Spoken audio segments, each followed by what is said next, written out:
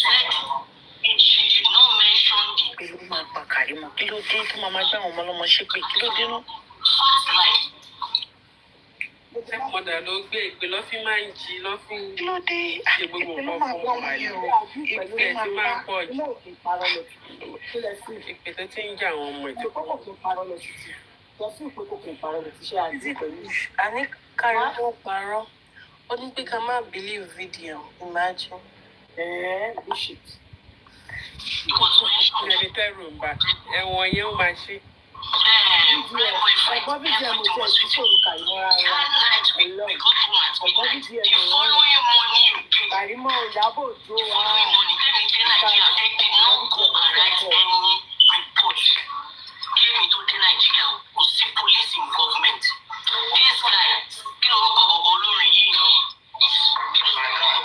Kò sí police involvement ní kéèké tó kọ́ ìṣòro.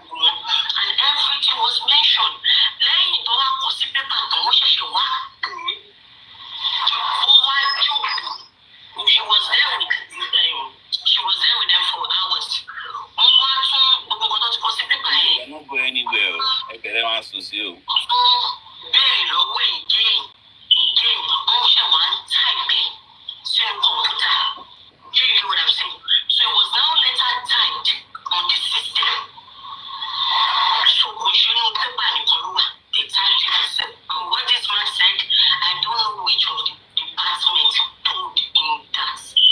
Okay.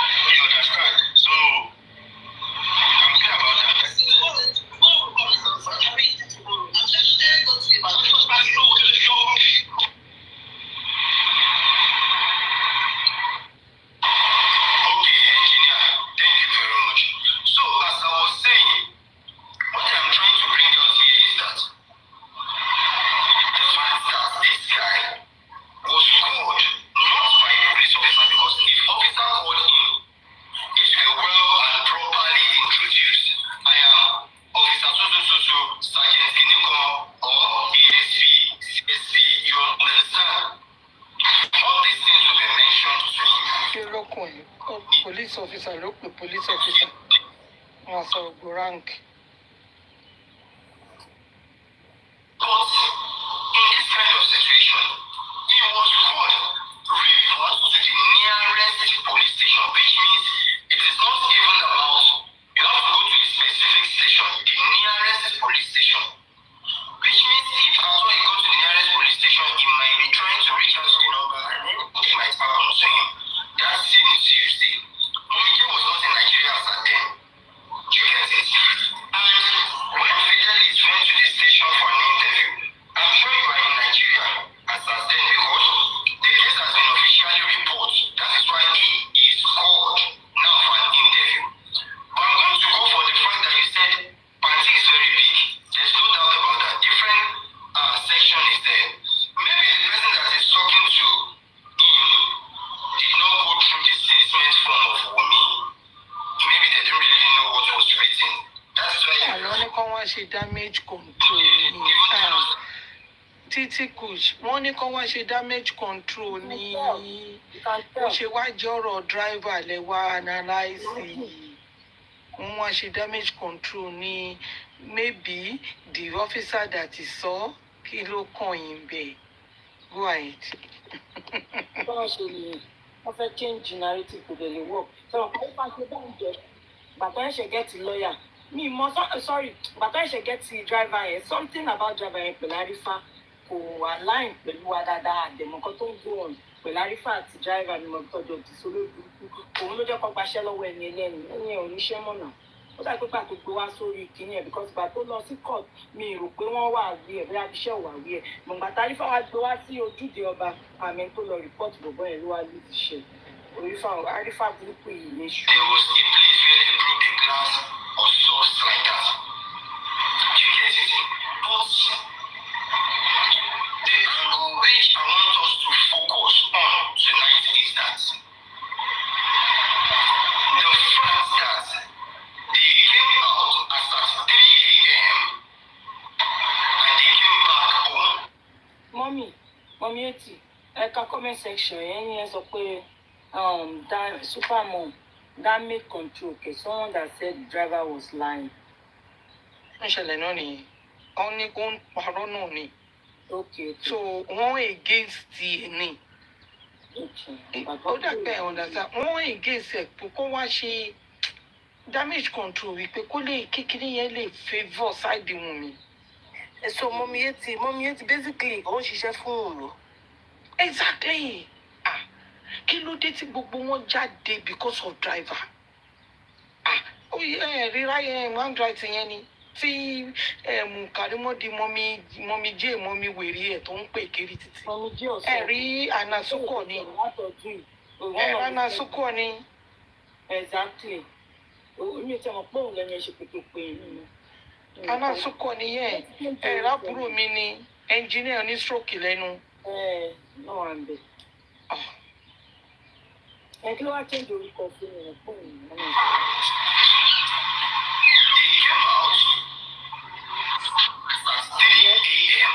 Gbogbo ilé ó kàn waste time ẹ̀ ní máa ti sọ ètò fẹ́ sọ under oath. Of course, dára ní wàhálà tí wọ́n ní ìgbélé ìtàn ṣe. Arifa, something about Arifa, something about him. Òun ló máa ń lò fún iṣẹ́ èṣù. Kò tó ṣẹlẹ̀. Gbogbo àwọn tó bá lọ tó bá arrest wọn wọ́n máa ń dàdàkúdà àwọn ọlọ́pàá máa ń lò wọ́n àwọn other people yẹn náà máa ń lò wọ́n. Exactly. Ẹ̀rí tó sọ pé àwọn ọlọ́pàá méjì kan òun fẹ́ dárúkọ òun rá àwọn ará ìrìn àwọn mẹ́tẹ̀ àfàmọ́ra báyìí. Mo rò pé kí ló ń ṣe ọmọ wèrè yìí. Yetty mama. Wọ́n ní she went back to her platform trying profusely even use Arifa of alátẹ̀wé tìrìbẹ̀ because ó padà jábọ̀ ni ìgbà tí prime boy gòkè ó ti woro sí woro èèyàn kan ṣàlàyé fún mi ọ̀nà padà jábọ̀ ni sórí àpò wa lọ sórí platform ẹ̀ kó wa lọ bẹ̀rẹ̀ wọ́ọ̀wọ̀. Bí wọ́n ṣe pè bẹ́ẹ̀ yẹn nítorí kò wọ́n ju pé lọ ló ṣe ọmọ. Ó ṣe wà yẹn ó wà ń bẹ̀ nígbà tí mo bá rí kú ọmọ tí mo bá rí kú ìtorí ẹ̀ ló ṣe sáré káàkiri kò dẹ̀ ní nísìmí lórúkọ Jésù. Táìmù nọ́ọ̀sì yìí lòun náà tí wọ́n lẹ́ẹ̀mí tó ṣe ni ó wà lọ parọ́ lọ́dọ̀ àwọn MFM pé òun àti mọ̀mí Yétì jà torí pé mọ̀mí Yétì máa ń ṣépè fún minor. Ẹ má sọ̀rọ̀ mọ̀mí Yétì o. Minor kẹ àbílẹ̀ ta ló sọ bẹ́ẹ̀? Mọ́mí ẹ̀ má wọ̀ lọ. No, ta ló sọ ẹjọ́, ta ló sọ bẹ́ẹ̀? Olórí burúkú kan tó lóun jẹ́ bá lọ sọ́ọ̀rì. Bọ́lá Àbújá olórí burúkú mà nìyẹn. Mọ̀mí Yétì gan pẹ̀lú bí wọ́n ṣe drag àwọn grandchildren àti àwọn ọmọ Mọ̀mí Yétì tó Mọ̀mí Yétì wọn kì í fún wọn lésì. Ṣé àwọn pípọ̀ yìí kàwé irú burúkú ti bá yẹ wọn jẹ́? Mo sọ bẹ́ẹ̀ náà onírọ́. Bẹ́ẹ̀ kó ṣì tí wọ́n máa ń ṣe náà ni wọ́n máa fi parọ́ mọ́yàn yìí. Orí burúkú tí wọ́n ń ṣe náà ni wọ́n máa parọ́ mọ́yàn. Mọ̀mí Yétì kan lọ́tún táwọn àti Yétì ni wọ́n máa káwọn adá yìí pé fún wọn sílẹ̀ ẹ má ṣe anything. Bọ́lá Àbújá bá lọ parọ́ lọ́dọ̀ ẹ̀mẹ́fẹ̀. Bẹ́ẹ̀ni mo kúrò lè gidi ṣe. Ẹ wo bó ṣe wà yẹ ìyẹn máa padà ya wẹ̀rẹ̀ sórí íńtánẹ́ẹ̀tì last ni ikú Mọ̀mí Yétì ló máa gbà kú confam ẹ fi sílẹ̀ jẹ́ kó máa bá a kiri. Mọ̀mí Yétì mo mọ̀ pé ṣe máa analyse ẹ̀ mo mọ̀ pé ṣe máa analyse ẹ̀ mo mọ̀ ẹ̀rí torí pé àwọn èèyàn máa ń sin rẹ́kọ̀dù mo kàn mọ́ fẹ́ fẹ́ káwọn èèyàn jẹ́rìí àárín ìròyìn ló ń sọ̀rọ̀ pé kí n tó bá pẹ́ máa ń ṣe pèsè minor ìdílé náà èèyàn máa sọ náà ni wọ́n máa dùn ìdílé máa fi tó pẹ̀lú máa fi sọ́ọ̀tì ẹ̀ máa fi tó kìkì bẹ́ẹ̀ ni ìgbọ̀n nǹkan tó kì í ṣe wá nítorí ẹ̀ ló ṣe lọ bá wọn jà. bí o ọlẹ́jẹ̀ ló ń sọ̀rọ̀ 100% Mọ̀mí Yétì ò ń gbọ́ ọmọ kékeré ṣépè and she doesn't like it. Even èèyàn bá fẹ́ sọ Mọ̀mí Yétì máa ní no ẹ má ṣépè fáwọn ọmọ ẹni tẹ́ bá ń bá wí ní kẹ́ face ẹ má ṣépè fáwọn ọmọ. Why will she be lying? Why? Kí ni problem ẹ̀? That was not him. The person looked exactly like him. Àwọn àgbà ìyá àgbà òfò. Exactly. Do you think they went out to get? Remember, there was no first aid. They called the nurse on Monday for a man that is active, ill and healthy. And he claimed the man needed an emergency. Same Monday. Then on Tuesday, the nurse arrived. The nurse that was called for an emergency did not come through out to Monday. The nurse only came on Tuesday, which seems to me there's nothing like emergency. The main question and the main focus is that what really happened on Monday that Warrant tried to make a request for his bag and the wife says, don't come here for now. Remember, the nurse was called on Monday. That is the only person that was invited throughout Monday. The nurse, who claims she's not in Nigeria, she's in Cotonou. And these people have to wait as long as 24 hours for the nurse to arrive. Meanwhile, within the vicinity, there is pharmacy in which they can easily go to get a nurse. Or even use the car, pick a bike, Uber to take Mobile to that pharmacy if truly it's an emergency. You understand? And in the meantime, more importantly, right, the nurse was called on Tuesday, their story. The driver was asked to go and report himself to the police station on Monday. What happened? What is he reporting himself for? The thing is this. The driver left the house as at 9:40 something on Monday. There's something I wanted to share. The driver left the house on Monday. Let me correct that. The nurse was not called on Tuesday. The nurse was called on Monday. Is it Monday and she was not around, right? And yes, they said that was Mumi's Mohbad's nurse. They had tried her first, I think. Mohbad nurse wasn't picking up. Yeah, the nurse that came was called and she said she was far away. And she was in Cotonou or whatever. Somewhere. It was not on Tuesday. It was Friday. It was. Remember, the nurse came after the pronouncement on Tuesday, right? Yeah. So they have been in contact with the nurse before Tuesday. Am I right, Arifa? But she was just so far away. She was far away to show up. Right. Okay. So at the end of the day, if she was so far away to show up, why then were they insisting to say that okay, they had to wait for? If it was so much of an emergency, the fact that they rushed out at 3 o'clock in the morning, why the wait? Exactly. And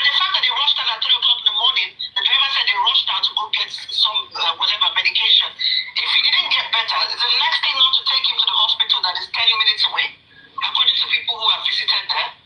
Yeah, I can't read the comment here. There's a comment here, somebody said, there are pharmacists around, but I don't know if they open late.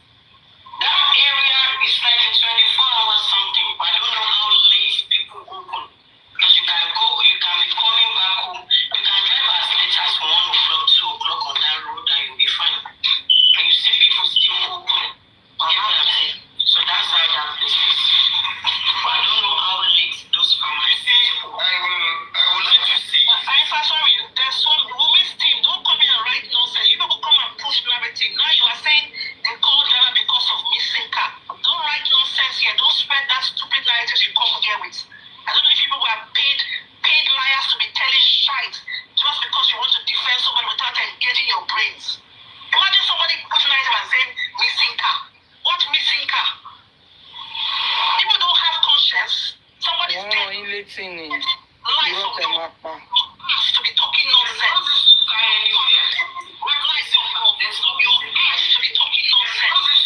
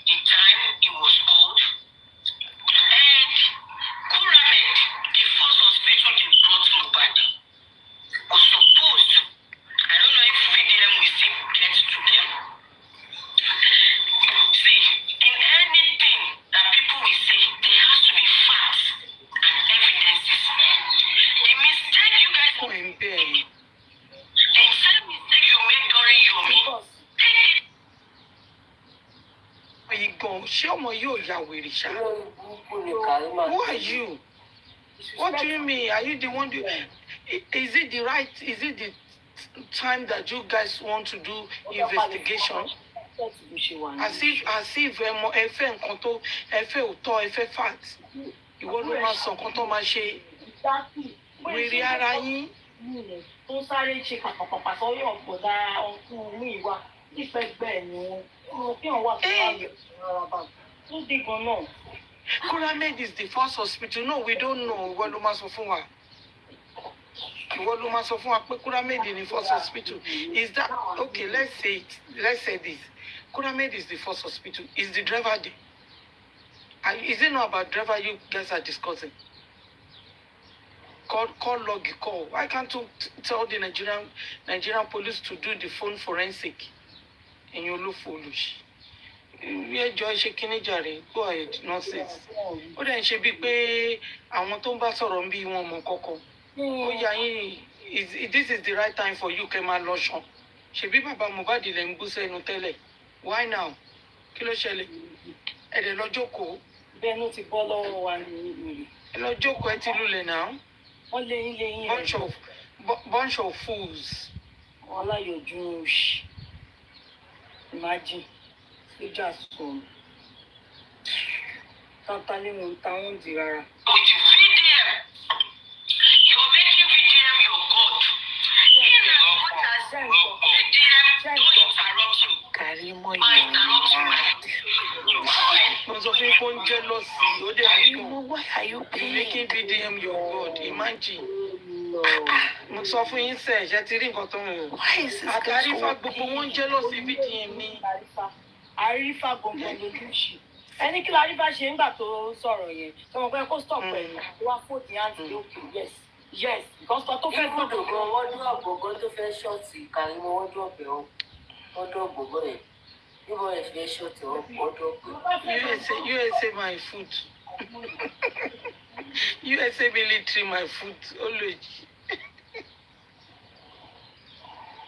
Ọmọ orísìí tó ṣe invite ẹ̀. Ṣé Arifa pé wà? Ẹ̀yin tẹ́tẹ̀ wà l'Amẹ́ríkà yẹn wèrè rẹ̀ ń bá gbé l'Amẹ́ríkà o. Ọ̀nà àwọn mi kan fi lọ́lẹ̀ ṣàlàyé. Ẹ̀mí kan fi tẹnubọ̀rọ̀ lé ní báyìí pé no. tí àwọn wèrè iṣẹ́ rí àwọn wèrè irú Karimot yẹn wèrè ní àmọ́ 100% wèrè ni kò sí láàrin àwọn èèyàn gidi ẹ máa rí pé kò gbé láàrin àwọn èèyàn gidi ìtorí ẹ̀ ló ṣe máa ń sanwó lójoojúmọ́. Inú fọ́rẹ́sì ló wà. Ó ń bá wọn fọ́ọ̀sì jí. Ó ń bá wọn mú. Ó ń bá wọn jẹ. Mọ́mí Yetty ẹ̀yin náà èrè bó ṣe máa ń múra ní bí ẹ tó ní brain touch. Mo jẹ erin kò dọ́gba. Even when VDM came out, even when VDM wrote this thing that I don't think we're going to get justice for Mohbad. Irú èmi mo mọ bí tí VDM lọ. I did not have this VDM because ó ju banana sí wa ni. We need to focus in another direction. If you are still looking at the bullying, ẹ̀gbọ́n VDM, ṣebí èmi àti ẹ sọ ẹ̀gbọ́n VDM. We said it. But àwọn lomi wọ́n take emotional lọ fi ṣe. Àwọn èèyàn bu mo ní no ọmọ kékeré ni bóyí náà gẹ̀ẹ́tì ẹ̀ ní ó mọ̀ lórí ní ìfún wa. You remember ẹ̀gbọ́n VDM? Bẹ́ẹ̀ ni mà. Nígbà yẹn mò ń sọ tó fi sọ pé òun fi pọ́n wọn kan ló manipulate wọn mí kinní kan ó wà sarcastic ó ń lo kinní fún wọn ni but fún wọn kò yé wọn. Ìgbà tí Wùmí náà wá gbáyà síta ẹ̀ mọ̀ ó ti ń praise ẹ̀ ibẹ̀ mo ti mọ̀ pé Wùmí ti tẹ́ tó kọ Vincent Martin sọ́sẹ̀ mo ní mo ti tẹ́ òbí tó rí very dark man ti yí nìyẹn àtìgbà nìyẹn tí ń wà jẹ pé ṣe lórí òpè ni àwọn tó kì í láyé àwọn lọ́ba ayé ẹ̀jẹ̀ gbogbo ìgbà yẹn ń wà jẹ yẹn tàn yẹn má. Ó dọ̀bù díẹ̀ náà ìyẹn kọ̀ wò ẹgbẹ́ yóò sọ̀rọ̀ jù ìyẹn ṣèwárà yẹn VDM lọ gádà soldiers àwọn tó wà supporters. VDM lọ gádà supporters ó lọ gádà financial ó wá wọlé jáde fún wọn. kò mọ orí èèyàn ti rí VDM revenge ẹ̀ èmi náà kò máa gbá revenge. Alóhùn òbèrè tó lẹ̀. Tó máa kó òun. Ó wá rán VDM létí pé òun ló tọrọ DM sílẹ̀. Bẹ́ẹ̀ ló God bless you. Ló kọ epistle. Ọba kọ́ ni o, ìyá tó lù bá ọ̀hún tó kọ. Òpùrọ̀ ọmọ kékeré. ìjọ wo ni Mohbad kò ju few days síra wọn lọ́wọ́ bẹ́ẹ̀ dé padà ló tún gbé cameraman dání ìṣeré ó tún gbé cameraman dání mọ nǹkan tí gẹ̀ yìí nǹkan lọ. Ìyábọ̀ ní kò wẹ̀ fún 7 days ó dẹ̀ jáde lọ ṣe kó lọ́jọ́ kejì tó sí Mohbad. Ìyábọ̀ ó yẹ ṣe pa owó lọ́fẹ́ ẹni tó ń lọ Ìjẹ̀bú ìṣẹ́fẹ́gbọ́n ẹ̀ sọ ọkùnrin ló káàkiri àbẹ́gbẹ́ ò sọ ni ẹni tó ń lọ Ìjẹ̀bú. ó lọ airport ṣòwò lọ sí embassy dánwò ó lọ embassy náà ó lọ sí flying from one place to another. Ìyábọ̀ lè pa Ìyábọ̀ wọ́n ti lè rò pé òṣìṣẹ́ wà á wà á Ìyábọ̀ lẹ̀. anybody wá fi ṣọ́ọ̀tì ayé lẹ̀sán wà Yetty push tàbí tó fi ṣe wọ́n ayé lẹ̀sán wà bó ṣe wà Ìyábọ̀ Òjó ayé yìí ló ti máa ṣáwọ ẹdúró náà ṣáwọ olóògbé bẹ́ẹ̀ dákun máa fi wọ́n lẹ̀ kọ́ máa ṣòṣì lọ ni wọ́n gbókó ẹ̀ síta lórí kíni ẹ rò pé ìyẹn èmi wọ́n kò máa ṣèwá fún wọn ó ń wo gbogbo tó ń ṣorí burúkú látọdún yìí ó lọ́wọ́ obìnrin tó bẹ̀. Yẹ́ ó ti vibrate àwọn tó wà lórí Instagram gbogbo wọn sì tí wọ́n ń ṣorí burúkú lórí Instagram yẹn ojú wọn ti là ó ti vibrate so many people. wọ́n ní kò bá òṣèré Thank God that we stand for Baba Mohbad. Thank God that we did not stop. If we stop, VDM will never one bit away. And nítorí àwọn tajẹ because of us ní VDM náà fi rí pé no. Strategies come up o. Àbí strategies máa tó ẹ ṣe rò pé VDM náà máa lè ṣe mọ́. Olóyè burúkú yọ lórí tẹ̀lé ìsìnkà tó gbójú ẹ̀ ti gbó tán. Wọ́n ní káwá dàrú ni. Ṣé máa bá wa lẹ́nu ẹ̀? Ó ń ṣe ní gbogbo. Wọ́n kú gbogbo wọn sí. Mo lè bá yín bẹ́ẹ̀. Níbo wọn ò bí ìjà ìdá à ń retí ẹ̀. Wọ́n bí ìjà. Wọ́n lè gbé gẹ̀ẹ́sì pé ẹbẹ́ Wọn ò bí ìjà ìdá. Ìyá ẹ̀ tó kún wọn bí ìjà. À ń retí ẹ̀. Kò yàtọ̀ sárífà ìlara wà ní ẹ̀jẹ̀ wọn. Àwọn tó bá wọ́n máa ń ní ìlara wọn. Bá búlọ̀kù. Ẹ ṣàfihàn strategy sílẹ̀. Girlfriend di apapa ni òun àtàpapa lọ́mọ bí tó di. Iṣẹ́ o, wọ́n jọ ṣe ṣé o látàrọ̀ dalẹ̀ ni. Bá a ṣe ṣé o ti ti wà wá kó bọ́ta fún iṣẹ́ o. Ìyàwó àpapọ̀. títí kù Tó yá ìdá. iṣẹ́ rí Karimot tẹ̀rí tó sọ̀rọ̀ pé ọ̀rọ̀ fẹ́ dàpọ̀ ẹ̀. Ara ń ta gẹ́ẹ̀ kan tó ti gbé àwọn àṣírí kan tuntun. Bọ̀ kí ló ń fún ara ò bá mú. Wọ́n lè ka ṣe nǹkan, òun bọ̀ sọ pé Ó mọ̀ pẹ́ náà, ó ti mọ̀ kó náà máa tó yẹ pé wọ́n mú àdúrà Ó mọ̀ kó máa gbó ṣé ibi tí wọ́n arrest àdúrà tí wèrè ń sunkún. tó ké ẹ̀jẹ̀ sọ fún mi. So ó mọ̀ pé òfin ọ̀rẹ́ náà máa gbó dá, ó mọ̀ nǹkan tó ṣe. Ó lọ́wọ́ nínú kéèsì, tí ò bá lọ́wọ́ nínú kéèsì, wọ́n máa dún àwọn oníké lórí láì. Karimot Lẹ́yìn dá máa jáde kó ìgbà ó ìtàkù àwọn rẹ̀ sí ìgbó wọ́n máa ju ẹ́ padà sí Nàìjíríà ni wàá lọ sẹ́wọ̀n kan fún àwọn. So ó ti mọ̀ pé náà máa gbó dá. Ó lẹ́yìn tó fẹ́ ó fi ọmọ sọ pé very dark man everybody ti sọ di Ọlọ́run. Wọ́n sọ́pọ́ọ̀tì wa pààyàn so bó ṣe wáyé wọ́n máa jù padà sílé ni. An American citizen. Àwọn máa gba blue passport yẹn wọ́n á gbọ́ ìyá wájú.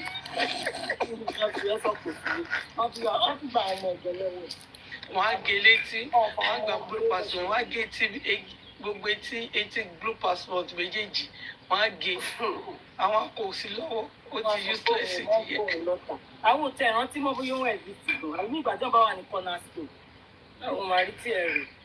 Àwọn adébídé tó Ó ṣe wáyé ó kọ́ ṣàfẹ́ máa kí ó fẹ́ máa kí rẹ̀ bọ̀ kó sódà kó máa fáwọn èèyàn nínú narratives. Kí láì gàgà kó jẹ́ ọmọdé kó máa gbẹ́nu sí ogun nǹkan. Wọ́n ń tẹ̀lé kí láìkẹ̀. Ṣé ẹgbẹ́ wọn ní Trump is deporting citizen now?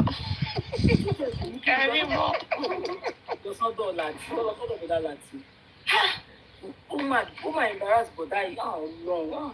Èwo kí ló pè é? Àlọ́jọ́ bẹ́ẹ̀dì wọn gbogbo Ó embarrass ọjọ́ bọ̀dá yìí. orí ẹ̀sọ́ ti wọ̀ sọ kí ni Èwo ń tí ẹjọ́ kò bá fi ẹjọ́ kò bá fi láti ṣe toothpick. Mọ́mí tó ń ṣe láti ìwà mò ń sọ kò ń ṣe kí ló kọ́ mi pẹ̀lú láti.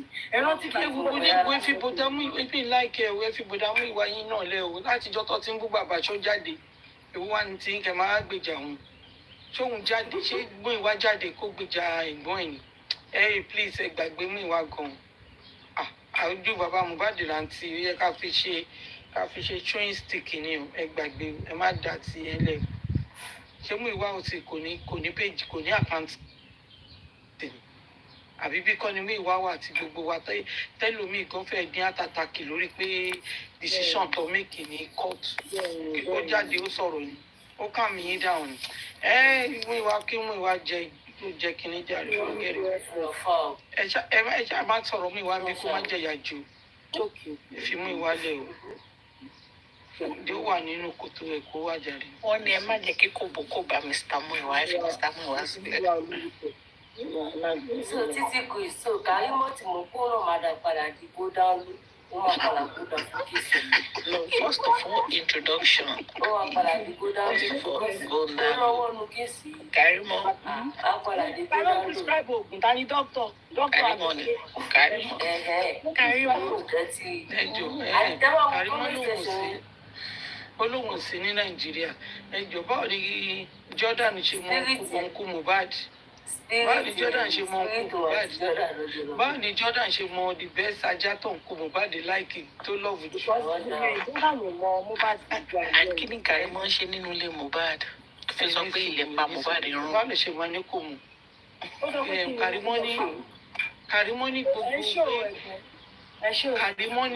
Karimot ní ìyá Mohbad mọ kú tó pa Mohbad, Blessing mọ kú tó pa Mohbad, àdúrà mọ kú tó pa Mohbad, bàbá mọ kú tó pa Mohbad. Ẹni sùúrù ṣé Karimot náà ṣé òun náà wà mọ kú tó pa Mohbad rí? òun náà mọ pé tó bá fi lè mọ pé gbogbo wọn yẹn mọ kú tó pa tí wọn dẹ̀ sínú ọmọ ni.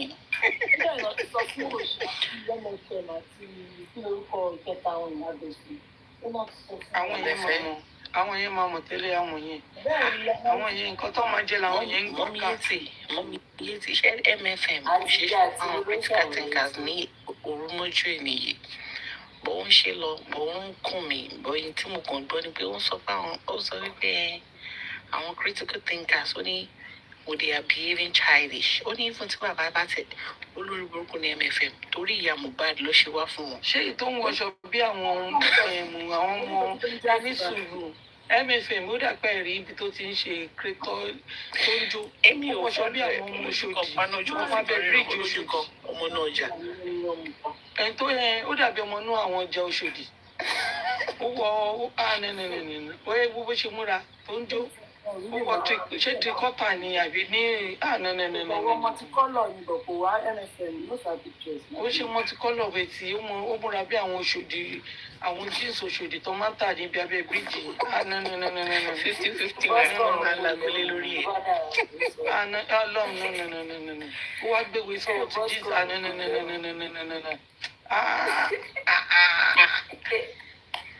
níṣẹ́ lórí ẹ̀ sọ̀rọ̀ bí wà pé she knows what she was saying today. Wọ́n wá àjàyẹ́dẹ́ ṣé nǹkan tí bàbá bá ti sọ ọ̀rọ̀ fún wọn ṣe tó ń bọ́ síta like she was playing their show. Ó dẹ̀ analyze wọ́n sọ pé ṣe bí wọ́n ti lé Westo wọlé mọ́ pé what is wrong with this girl? Wọ́n lé Arifa náà wọlé wọ́n lé Lagata wọlé má dá ṣe justice ni wọ́n wá yẹn wọ́n wá justice o. Mo pé kí ló ṣe lè nítorí ìyá Mohbad ló ṣe wá fún wọn náà torí pé àwọn yẹn ìyá pa ní ìyá Mohbad ò ní kú rè. àtijọ́ àti mú ló ṣàwọn yẹn ọmọ máa jẹ bàbá máa jẹ. Arifa, how you doing now? Yeah. So, in as much as VDM have a voice, the public, the same thing we do with our politicians. A máa ń gbé wọn ga jù Ọlọ́run ọba wa lọ. When they are not doing the right thing, not because they don't want to do it, maybe because they are not thinking about it. Instead of us, but as we are the first hospital they brought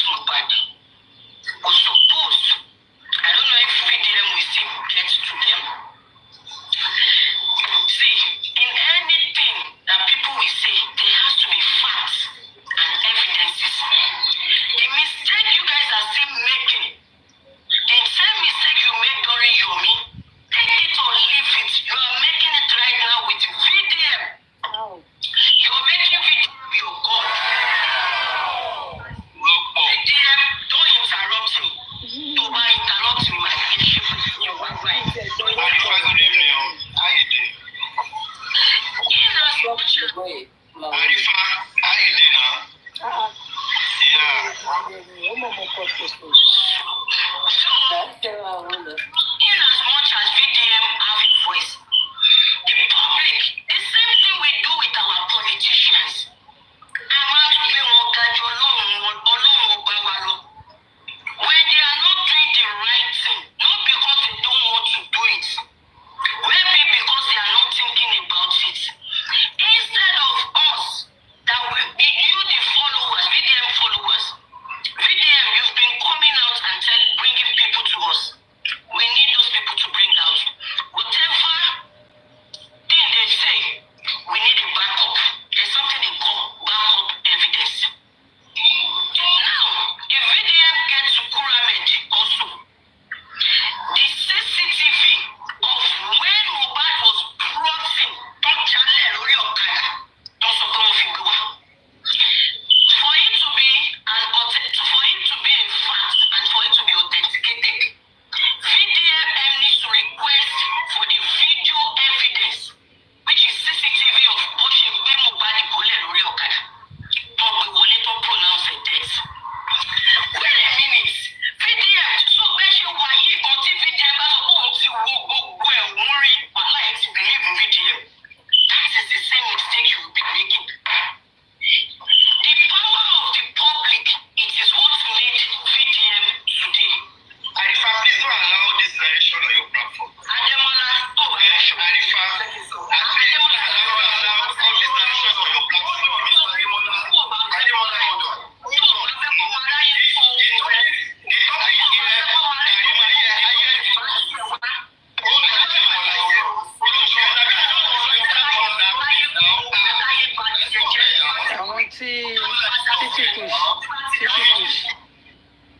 àwọn tí Bọ́lá Àbújá ń bá ṣeré o tí wọ́n ń ṣépè àwọn ló ń ṣépè yẹn o olóṣè o.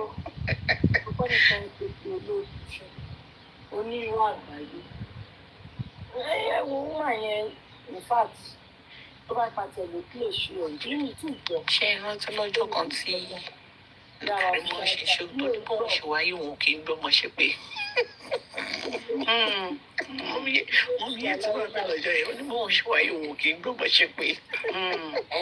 òun dẹ̀ pẹ́ náà ló mú Liam tó gbé Liam ṣépè ẹ bá ń wábi tó ti gbé Liam ṣépè kí n lè sẹ́ńdẹ̀ sáwọn tèmi nípa ẹjọ́ sóhùn mi lélẹ́yìí torí ó lè jẹ́ Bọ́lá Àbújá ti gbóhùn mi sórí ohun Karimot olófo olùṣe ọmọ.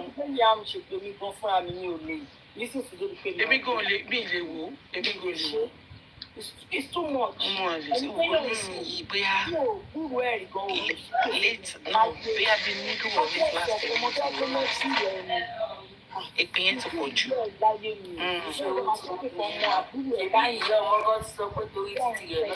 inú mi lè yàtọ̀ sí pé ìyá ọmọ tó ń ṣe pé Karimot ọmọ anybody ni Karimot máa ń gbé ṣépè. Karimot máa ń gbé ọmọ èèyàn kan ṣépè lọ́jọ́ kan ẹni yẹn kàn kọ́ bẹ́ẹ̀ tì ní Karimot dẹ̀ gbé ọmọ woman yẹn ṣépè. mi ò lè dúró sí because ara máa ń ta mí kéèyàn máa gbé ọmọ. iṣẹ́ tí Karimot bá máa tún wá ṣe pé kò ń ṣe àwọn ìpè kékeré ìpè ńláńlá bíi pé nǹkan ṣàtọ̀ ọmọ ọlọ́mọ ìpè tó máa ń ṣe nìyẹn. bíbínú ẹ mọ̀ kí o máa. bó dẹ̀ ṣe wáyé òun àwọn ọmọ ẹ̀ wọ́n ṣe ń yọ lọ́rùn ni wọn tẹ̀ tí yọ débi kankan tó ń gbà àwọn ọmọ ṣe pé kò tí ì mọ̀ bí orí àwọn ọmọ ẹ̀ ló máa dàlẹ́ kọ́ náà dáríjì mi. Who were the people that sent out a video of incidences that have happened? ẹgbẹ́ wèrè kúrò járe ilé iná bítà ló máa fi ń sọ̀rọ̀.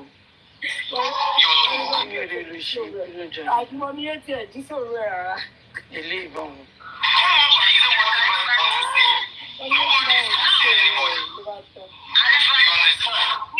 Everything I'm saying the facts.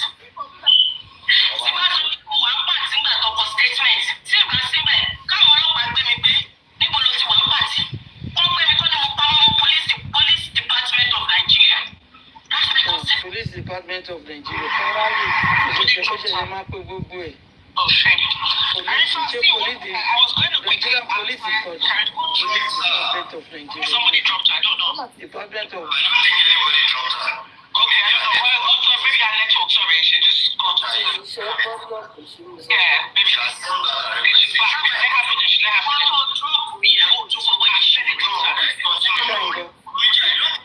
àwọn tí Bọ́lá Àbújá ń gbá róòlù nìyẹn o.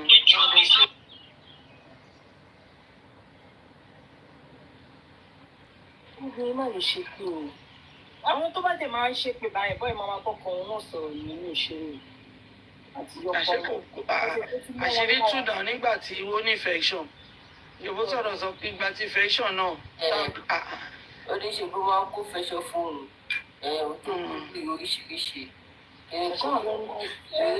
Eré ti gbàgbé pé ó wà lórí láìfù. Play recording yẹn ni.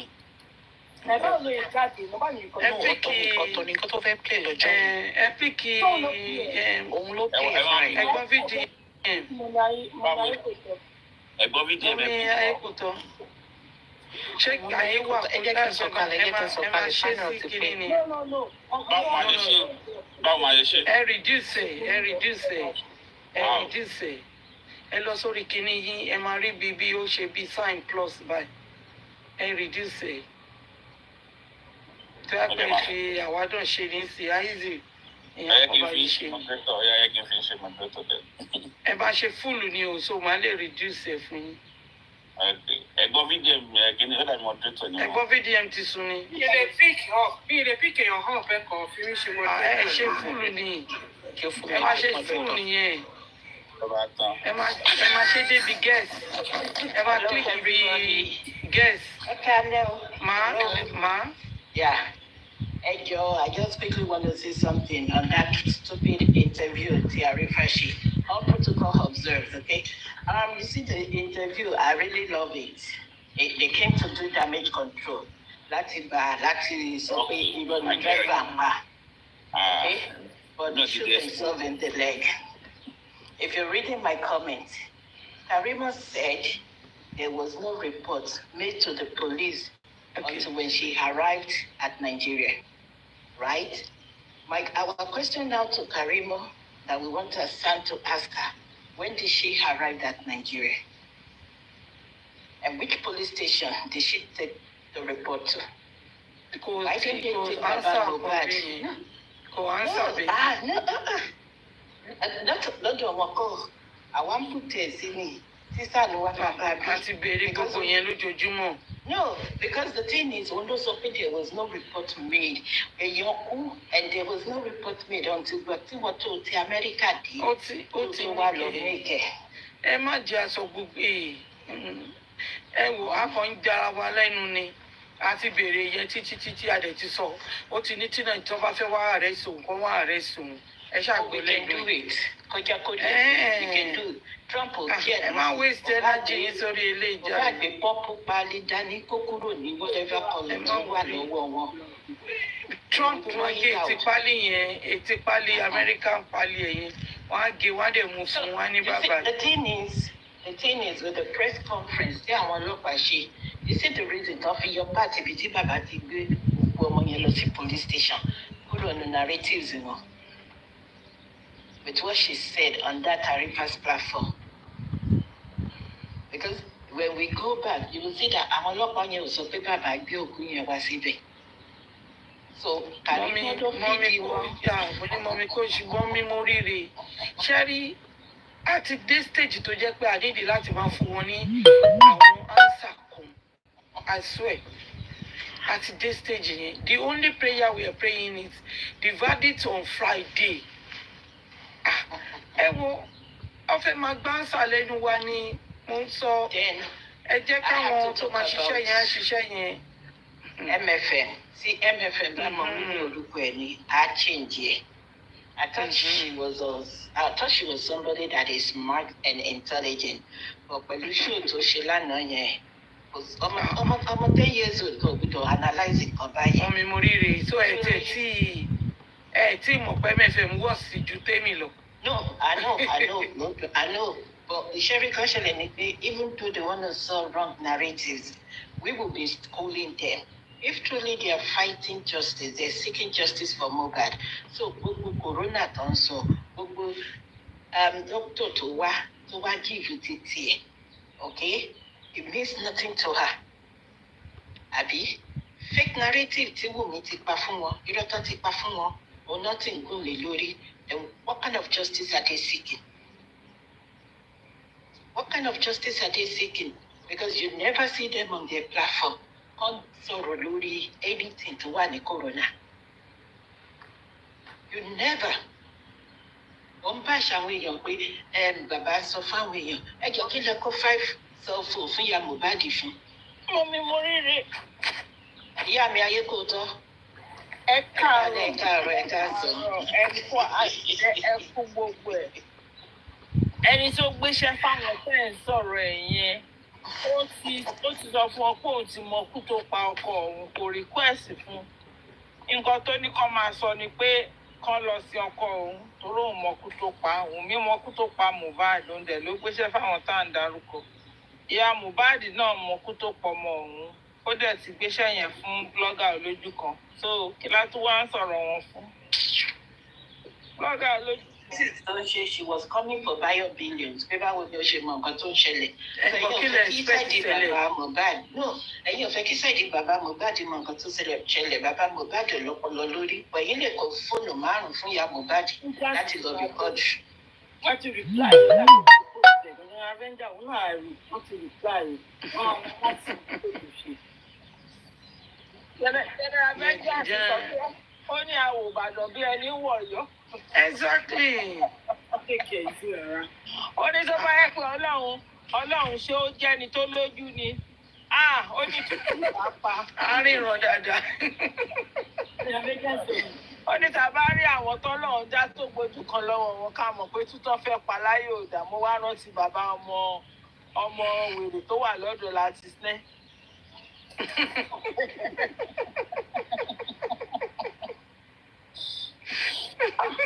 Ọmọ wèrè tó wà lọ́dọ̀ láti sinẹ́. Mo wá rántí bàbá ẹ̀ pé olójú kan náà mà ní bàbá ẹ̀ Ọlọ́run ló mọ tí bàbá ẹ̀ nítorí rómi. Nítorí náà ẹ ṣé jàre. Mo wá rántí pé ayé bàbá àtijọ́ Olómi náà ojú ẹ̀ kan máa fọ́. Òun àti MFM náà wà ní kíláàsì olójú kan. Mo rí rè ṣẹ́rí ìtẹ́yìn fi ṣẹ́rí cruise lọ́rọ̀ wọn gbà àwọn báwo. Wọ́n ń ké profusely, wọ́n fẹ́ ké pa. Wọ́n rí pé the light Mohbad ti tàn mọ́lẹ̀ sí nǹkan tó wà lẹ̀. Ó dáa o, mo tiẹ̀ fẹ́ bẹ̀rẹ̀ kọ̀ọ̀kan everybody o. Nígbà tí wọ́n sọ pé DPP tọ́ní ọ̀rọ̀ bàbá Mohbad ò ká wọn lára. DPP ó lọ́rọ̀ bàbá Mohbad ò ká wọn lára. Báwọn máa lọ ṣẹjọ́ fún Spendi àti nọ́ọ̀sì. Ìgbà kan dẹ̀ ń ṣẹjọ́ tí bàbá Mohbad gbé wọn lọ pé ẹ fẹ́ lọ ṣẹjọ́ ẹlẹ́rọ̀ mi ò kà yín lára. Màá jì pẹ̀lú yín inú yín á dùn. Wọ́n wá gbọ́ dé court ìgbà tó dé court. Wọ́n wá ní àwọn throw case bàbá Mohbad o torí pé DPP kò lè bẹ̀rù anybody kò dẹ̀ lè bẹ̀rù Ọlọ́run. Kí ló wá jẹ́ kó sáré sí corona lọ́jọ́ kẹta ìjọ torí Ọlọ́run? Ṣé ọ̀rọ̀ báyìí? Ọkọ̀ yé mi náà mo wò pa kí ni emergency update lélẹ́yìí. A kàn ń gbọ́ kiri ní on Friday on 11th of.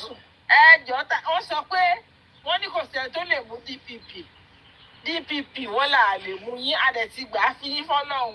Ṣé ẹ̀rù Ọlọ́run ló fà yín ni àbí ẹ̀fẹ́ kí Mohbad fà yín ní kòkó? Owó ti pé owó àpìlì pé ni. Owó tàdá yẹn ló bà wọ́n. Owó tàdá yẹn ló bà wọ́n. Ẹ lọ bá a report yourself in the station. Ẹgbẹ́ kí ló ti forúkọ ẹ̀? Ẹgbẹ́ evidence lọ. Olórí burúkú Yọ̀mí onídìbọ̀mọ̀. Ìkànnì ti ṣe ṣó. Òtútù fẹ́ ó máa láwó lọ o. Wọ́n ní atẹ́gùn fẹ́ ó máa láwó lọ o. Wọ́n bá ní òjò rọ̀ ó máa láwó lọ o. Wọ́n bá ní àmàfẹ́ rí ẹnìkan tó ó máa láwó lọ o. Ó gbọ́ nǹkan tí very dark man sọ. Gbogbo àwọn tó gbé tó wá ṣe interview pẹ̀lú ó sanwó mọ́tò. Ó tún ṣoore fún wọn ni. Ó máa láwó lọ o. Ó tún wáṣẹ́ Ó fún wọn. máa láwó lọ o. Àti jẹun. Ọ̀gẹ̀dẹ̀ là ń rùn. Ti jẹun kẹ̀ ó yẹ dáwọ́ oúnjẹ fún mi. Owó àmàlà 25,000. Ó ti gbé ọdún ẹ̀sìn títí sí London ẹ̀jọ̀ ṣọ́ọ̀nù pọ̀ ní London ni. Olùpọ̀ lẹ́nu ìjọ mẹ́ta yìí. Ó olórí burúkú ó wá ìtàlọ́ǹtì sí ń sìn ẹni gbogbo ìtàlọ́ǹtì evidence sí. yẹn oníkó kíkù ẹ̀ dáadáa olórí burúkú tiẹ̀ evidence tó rí 3 seconds ó lò sí ó gbé fún Karimot. kó máa láwó lọ ó máa láwó lọ fẹ́dọ́làsì wèrè náà àkáǹtì tá a fi gba kíní yẹn ó gbé àkáǹtì títí ta lónìí síta o àkáǹtì tá a fi gba ẹni ká fídíò mo lè súnmọ́ Yọ̀mí ó mọ̀ pé Yọ̀mí ní bad record. ẹ máa gbọ́ mi anyhow ẹ wò ó ẹ jẹ́ sọ̀rọ̀ kan fún ibẹ̀ láti ìyẹn náà ní wọ́n Deborah àkáǹtì tá a fi gbowó ọ̀rọ̀ mọ́ nìyẹn kọ́ ní kó gbé síta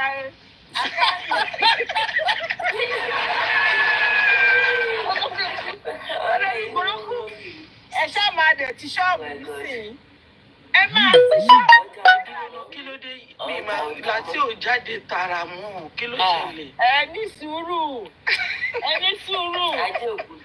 ẹ wò ó tẹ́lẹ̀ ó lóun gbàgbé ewédú ẹ wò ó ẹ fàtà.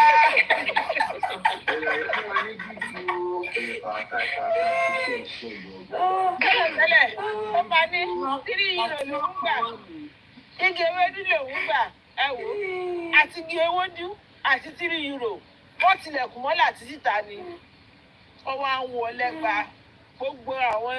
wọ́n tilẹ̀kùn mọ́ wọn fi kọ́kọ́rọ́ pamọ́. àti eléyìí tiẹ̀ wọ́n tiẹ̀ fi kọ́kọ́rọ́ tiẹ̀ pamọ́ òun àti wọ́n tilẹ̀kùn. ẹni rà tí ò jáde lẹ́nu ọjọ́ mẹ́ta YETTY70. èèyàn máa dá close to 17 million within how many days ẹni kí ṣọ́ọ̀kì má gbé.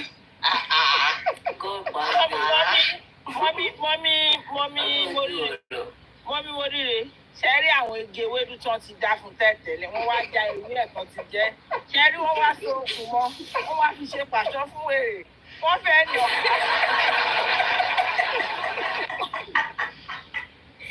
oúnjẹ ewédú tán tí wọ́n á jẹ igi ewédú wọ́n ti fi nà wèrè pátá tó bá jáde lọ́la ẹni kò ṣí ojú ẹ̀ gbogbo ojú ẹ̀ kún fún ẹgbàá ni wọ́n nà wèrè ara ẹ̀ kúrò.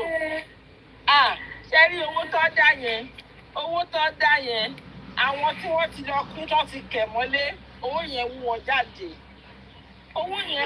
jáde àwọn tó ti kẹ̀ tó ti ṣèdí sílé tí ò bá jẹ́ yẹn bó lẹ́lẹ́nu lọ. àwọn náà ti jẹrà sílé. bọ́ọ̀sì máa jáde ó ní we are talking sense ẹ̀ mówó wèrè ìwọ tó sọ fún ẹ pé go back to common sense. ẹsẹ̀ pé àjẹsílẹ̀ yẹ mo ní pé bọ̀dá ẹ̀rọ ẹ̀lẹ́gbà tó bọ́lẹ̀. wọ́n nídìí láti fún wọn punishment ló yẹ kẹ́ fún wọn ní 1 hour punishment. Honorable Yorki kini supervisor ní Honorable York don't smile don't laugh no okay I'm sorry àtúbùsẹ̀. ẹnikẹ́lẹ́ ni wọ́n rẹ́rìn-ín kí lè fẹ́ kó ṣe tí ò bá ní rẹ́rìn nígbà tó bèrè ẹ wo pẹ́sàn tó bèrè lọ́wọ́ bọ́srat lánàá mà kò rí àǹsà fún ó ní látọ̀dẹ̀ mo ní wèrè mọ nǹkan tó ń san bẹ̀yẹn o kò mú àǹsà anything ó ṣàǹblab ni pàpàpàpà ẹlẹ́nu bí ẹnu táàpù ẹ̀rọ tó bá ṣe táàpù báyìí tó ọ̀kan rà á máa dà ní yàrá bẹ́ẹ̀ni ẹ̀ ṣe é ṣe lánàá nìyẹn.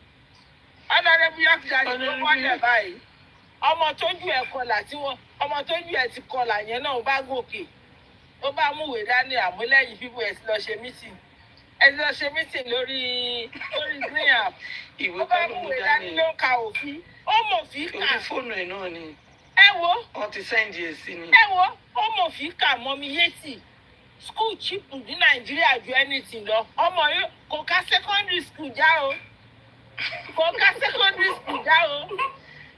torí ẹ tó bá ká secondary school tí ò pass wáyé ẹ wò ìbáàjẹ́ Òdùmọ̀ṣù ayé Òdùmọ̀ṣù ti krẹ́ ẹ bá ń gbọ́ pé ayé wọn dárúkọ olórí burúkú wà nìyẹn wọ́n ní Sanchitu kò lè ṣiṣẹ́ lọ́ọ̀yà jẹun mọ́ lòdì ayé ìmọ̀ Táíwò Òdùmọ̀ṣù kò lè fiṣẹ́ lọ́ọ̀yà jẹun mọ́ ní òde ayé ní tútó pa ní kéèsì Mohbad ayé ẹ̀ máa bàjẹ́ ní UK tó lòún gbé yẹn wọ́n máa gbé dìgbàdìgbà lọ́lé lórí burúkú ni olórí burúkú ni gbogbo gìràgìrà wọn you cannot get another lawyer you cannot get another Chitu tẹ orí gbogbo wọn bá. ẹ wá ẹ dúró abẹ́ bílíọ̀nù ṣé mini time tó kù rè tẹ máa fi shut down torí ẹ ti fi time sí o ẹ má jẹ́ wọn fún un. ẹ tètè ṣé ń jẹ ó máa dáwọ́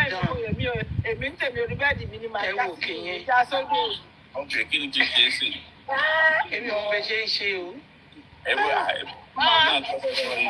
Nígbà yẹn kò tó ṣe ẹ̀rọ èmi ló kó gbé síwájú. Kò ní dọ́pọ̀ everybody.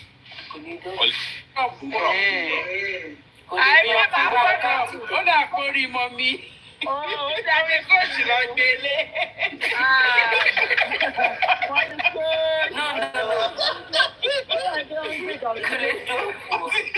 Okay, bóyá time. Táìmù ni àti pé Táìmù àwọn tó gbèsè Máa táìmù ti sọ̀rọ̀ sọ̀rọ̀. máa ní. Ókè, táìmù tó máa ti sọ̀rọ̀. Ó ṣe táìmù bá ti tó mọ́ mi máa sọ. wọ́n ti mọ̀ pé kó ṣe máa sọ̀rọ̀ gan-an. Abẹ́ bílíọ̀nù mo máa já ẹ̀bọ́ lálẹ́ yìí. ló bá tán. Mo máa já òsì yín bọ́ lálẹ́. Olórí burúkú ni láti sẹ́. Olòṣì ni láti sẹ́. Èmi ló máa lu wèrè pa. A ti fẹ́ lọ lóńgbò tèyí pẹ̀sẹ̀. Sẹ́nà tèyí olórí burúkú.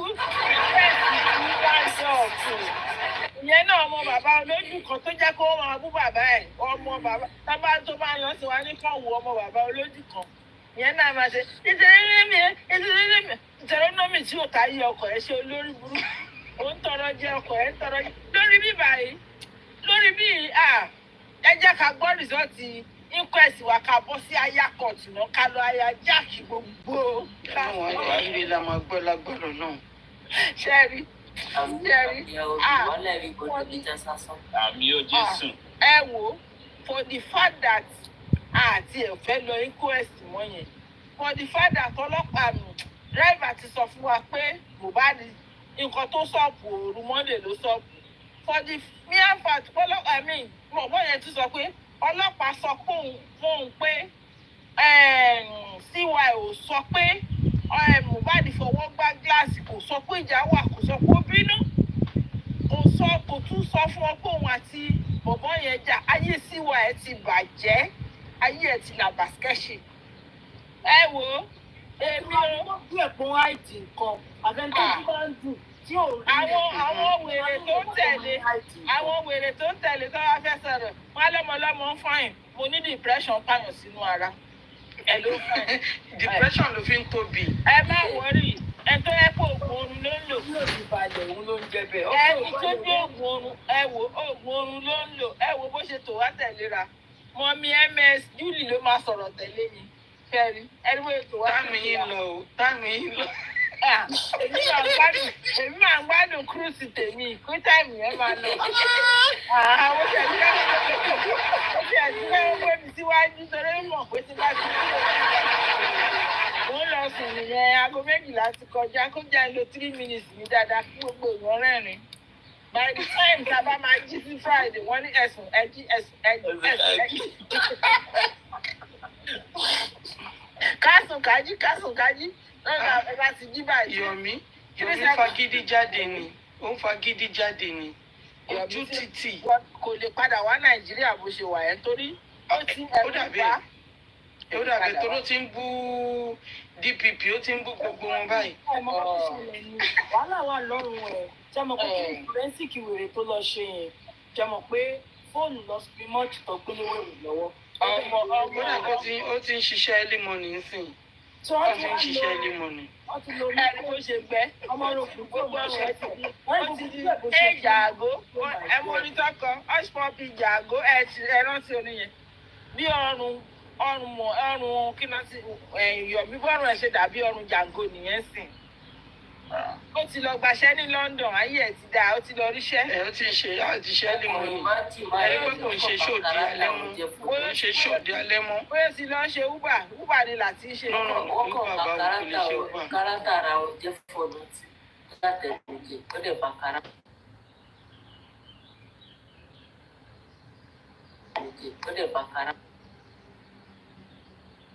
wọn. àwọn á ti fún wọn lépè tẹ́lẹ̀ gbogbo àwọn tó bá ti ń ṣèké ní justice for Mohbad wọ́n máa tọrọ jẹ ní ayé wọn ò lè nítumọ̀. ẹ̀rí láti bàbá ti fi sọ̀rọ̀. ẹ̀rí láti ni láti tán fún ní kọ́mọ 100,000 ó lè ń gbé ní ní kó padà wálé kó lọ máa bá wọn gbá ọ́fíìsì kó máa bá wọn gbá ọ́fíìsì àbí kó lọ gbá àrùn ní my 12. kó lọ máa bá wọn gbá ọ́fíìsì kó fún èrè 100,000 kó fún ìyẹn náà ọmọ nílẹ̀ wọ́n ní kó fún ọmọ nílẹ̀ 100,000 òun rọra jókòó sí island ẹjọ́ àwọn tó ń ná euro èlò ní 100,000 ní euro ṣé ó lè ju 30 euro lọ ní. olórí burúkú ẹ̀ tí jókòó tún nà jẹ olórí burúkú ẹ̀ jókòó nà jẹ níbi tó jókòó sí àní olórí burúkú ni láti àtàndá ó máa ṣẹ̀ sí lọ lórí bí yìí. bí 50 euro ni. bí 50 euro àbí 51 euro ṣá. ṣé kò ní báàlù ju dọ́là lọ ni ó ní báàlù ju dọ́là lọ. no euro àti dọ́là súnmọ́ra wọn. pọ̀ jù. ó dàbí euro ní báàlù ju dọ́là lọ. ó súnmọ́ díẹ̀ ó súnmọ́ dọ́là díẹ̀. díẹ̀ kájẹ̀ sọ pé ó súnmọ́ kò súnmọ́ 50 euro náà ni láti fẹ́ kú sí. ọmọ tó wá tó lòun ṣiṣẹ́ fún bàbá tó lé nílà tí ń pariwo ọmọ yẹn ò parọ́ mọ́ náà ọmọ yẹn ní sọ́lẹ̀ fún yàn 5,000 ní a máa tọ̀ gọ̀gọ̀ lórí 5,000 ní tó bá gbórúkọ 5,000 ọwọ́ ẹ̀ á máa gbọ̀n ẹ̀yìn á máa gbọ̀n ara ẹ̀ á máa gbọ̀n èwo náà ṣe máa ní time up.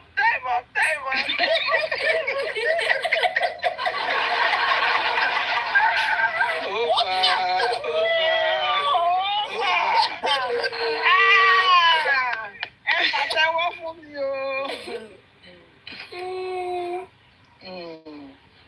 Wọ́n ló wá kù báyìí o. Mystery lab. Ó ṣe bí ìgbà tá à ń play game. Play game. Ẹ̀kọ́ tí mo sọ nìyẹn pé ta ló kàn sí ó dẹ̀ pé a lè ṣe ẹ̀yin lẹ́ máa kílìkì ó ti kí ló dé tí kò Miss Julie ní. ok mọ́mí kò ṣe ló ṣì ń fún un. ó ti máa ṣe bẹ́ẹ̀. ó fẹ́ transfer mi. ok victory lap ó fún wọn victory. Èwo ló jẹ́ victory lap? Victory lap nínú ilé ìtàfíìsì àti káàdì. Àwọn ọmọ ọmọ géèmù gbà o. ó bí ọ̀bẹ. Àwọn láti kàwé o tí ó bá kàwé báwo lẹ ṣe máa mọ̀ pé ó bí o lọ́bẹ. Àwọn tó kàwé tó fẹ́ ṣìwé kà ó bí ọ̀bẹ kí ẹ̀ máa lóun rí ó bí ọ̀bẹ Ọlọ́run ṣàánú wa ó bí ọ̀bẹ. Ẹ wá ẹníyàn ò tó léyàn wọlé ó bí ọ̀bẹ.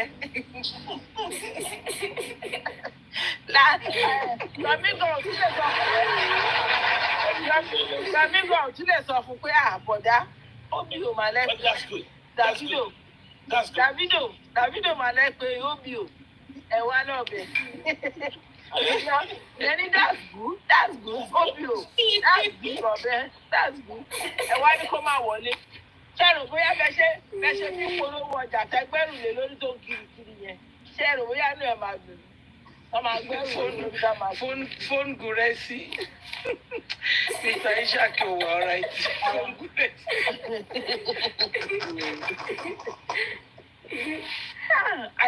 Ayé láti ti làbà skẹ́ṣì àláyé ẹ̀ ti bàjẹ́ sẹ́. Láti ẹ̀mí ló mọ̀ pé ẹni tó lòun ta pílátífọ́ọ̀mù ẹ̀ kò fi oúnjẹ jẹ àbọ̀ wọ́n fi ra nǹkan fún èṣù. Ẹnìyàn parọ́ ayé pílátífọ́ọ̀mù ẹ̀ ti bàjẹ́. Ẹ lè réèsì 100,000 mọ́ lọ́jọ́ kan. Tí bá parọ́ bẹ ṣe ń gbóhùn mi, ẹ̀tọ́ná sí kí náà ti ń pè é. Ẹ̀tọ́ná sí kámẹ́rà. ẹ tọ́nà sí kámẹ́rà ó yá afẹ́ rí bóyá o lè rí àwọn èèyàn kan máa dá 100,000 fún ẹ. a dẹ̀ fẹ́ rí kán ṣù ẹ̀ láì. èrè lè lọ jáde lọ́la o àná ní platform wa ò lè dáwó mọ́ àwọn arìndì tó kó síbẹ̀ náà ṣe fẹ́ dáná ní àṣìlẹ̀ náà. Ọ̀pọ̀ tó ṣẹlẹ̀ pẹ̀lú àwọn ìyàwó light off náà máa jáde kó máa fi 500,000 sílẹ̀. Ọlọ́run ṣàánú wa o.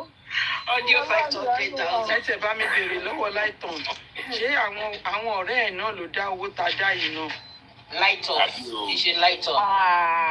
Mọ̀mí Yétì àlìsẹ́ ó ní di Arifa dá 2 million Arifa 2 million ó bọ́ síta ní oníkílẹ̀ ẹlẹ́ẹ̀dá owó ẹlẹ́ẹ̀ló lẹ́lẹ́ẹ̀sí dá 15 ó ní mo bínú gbé 2 million Arifa nígbà tá a máa sọ̀rọ̀ tá a máa sọ̀rọ̀ bá spirit rẹ ló dáwọ́ ó ṣe.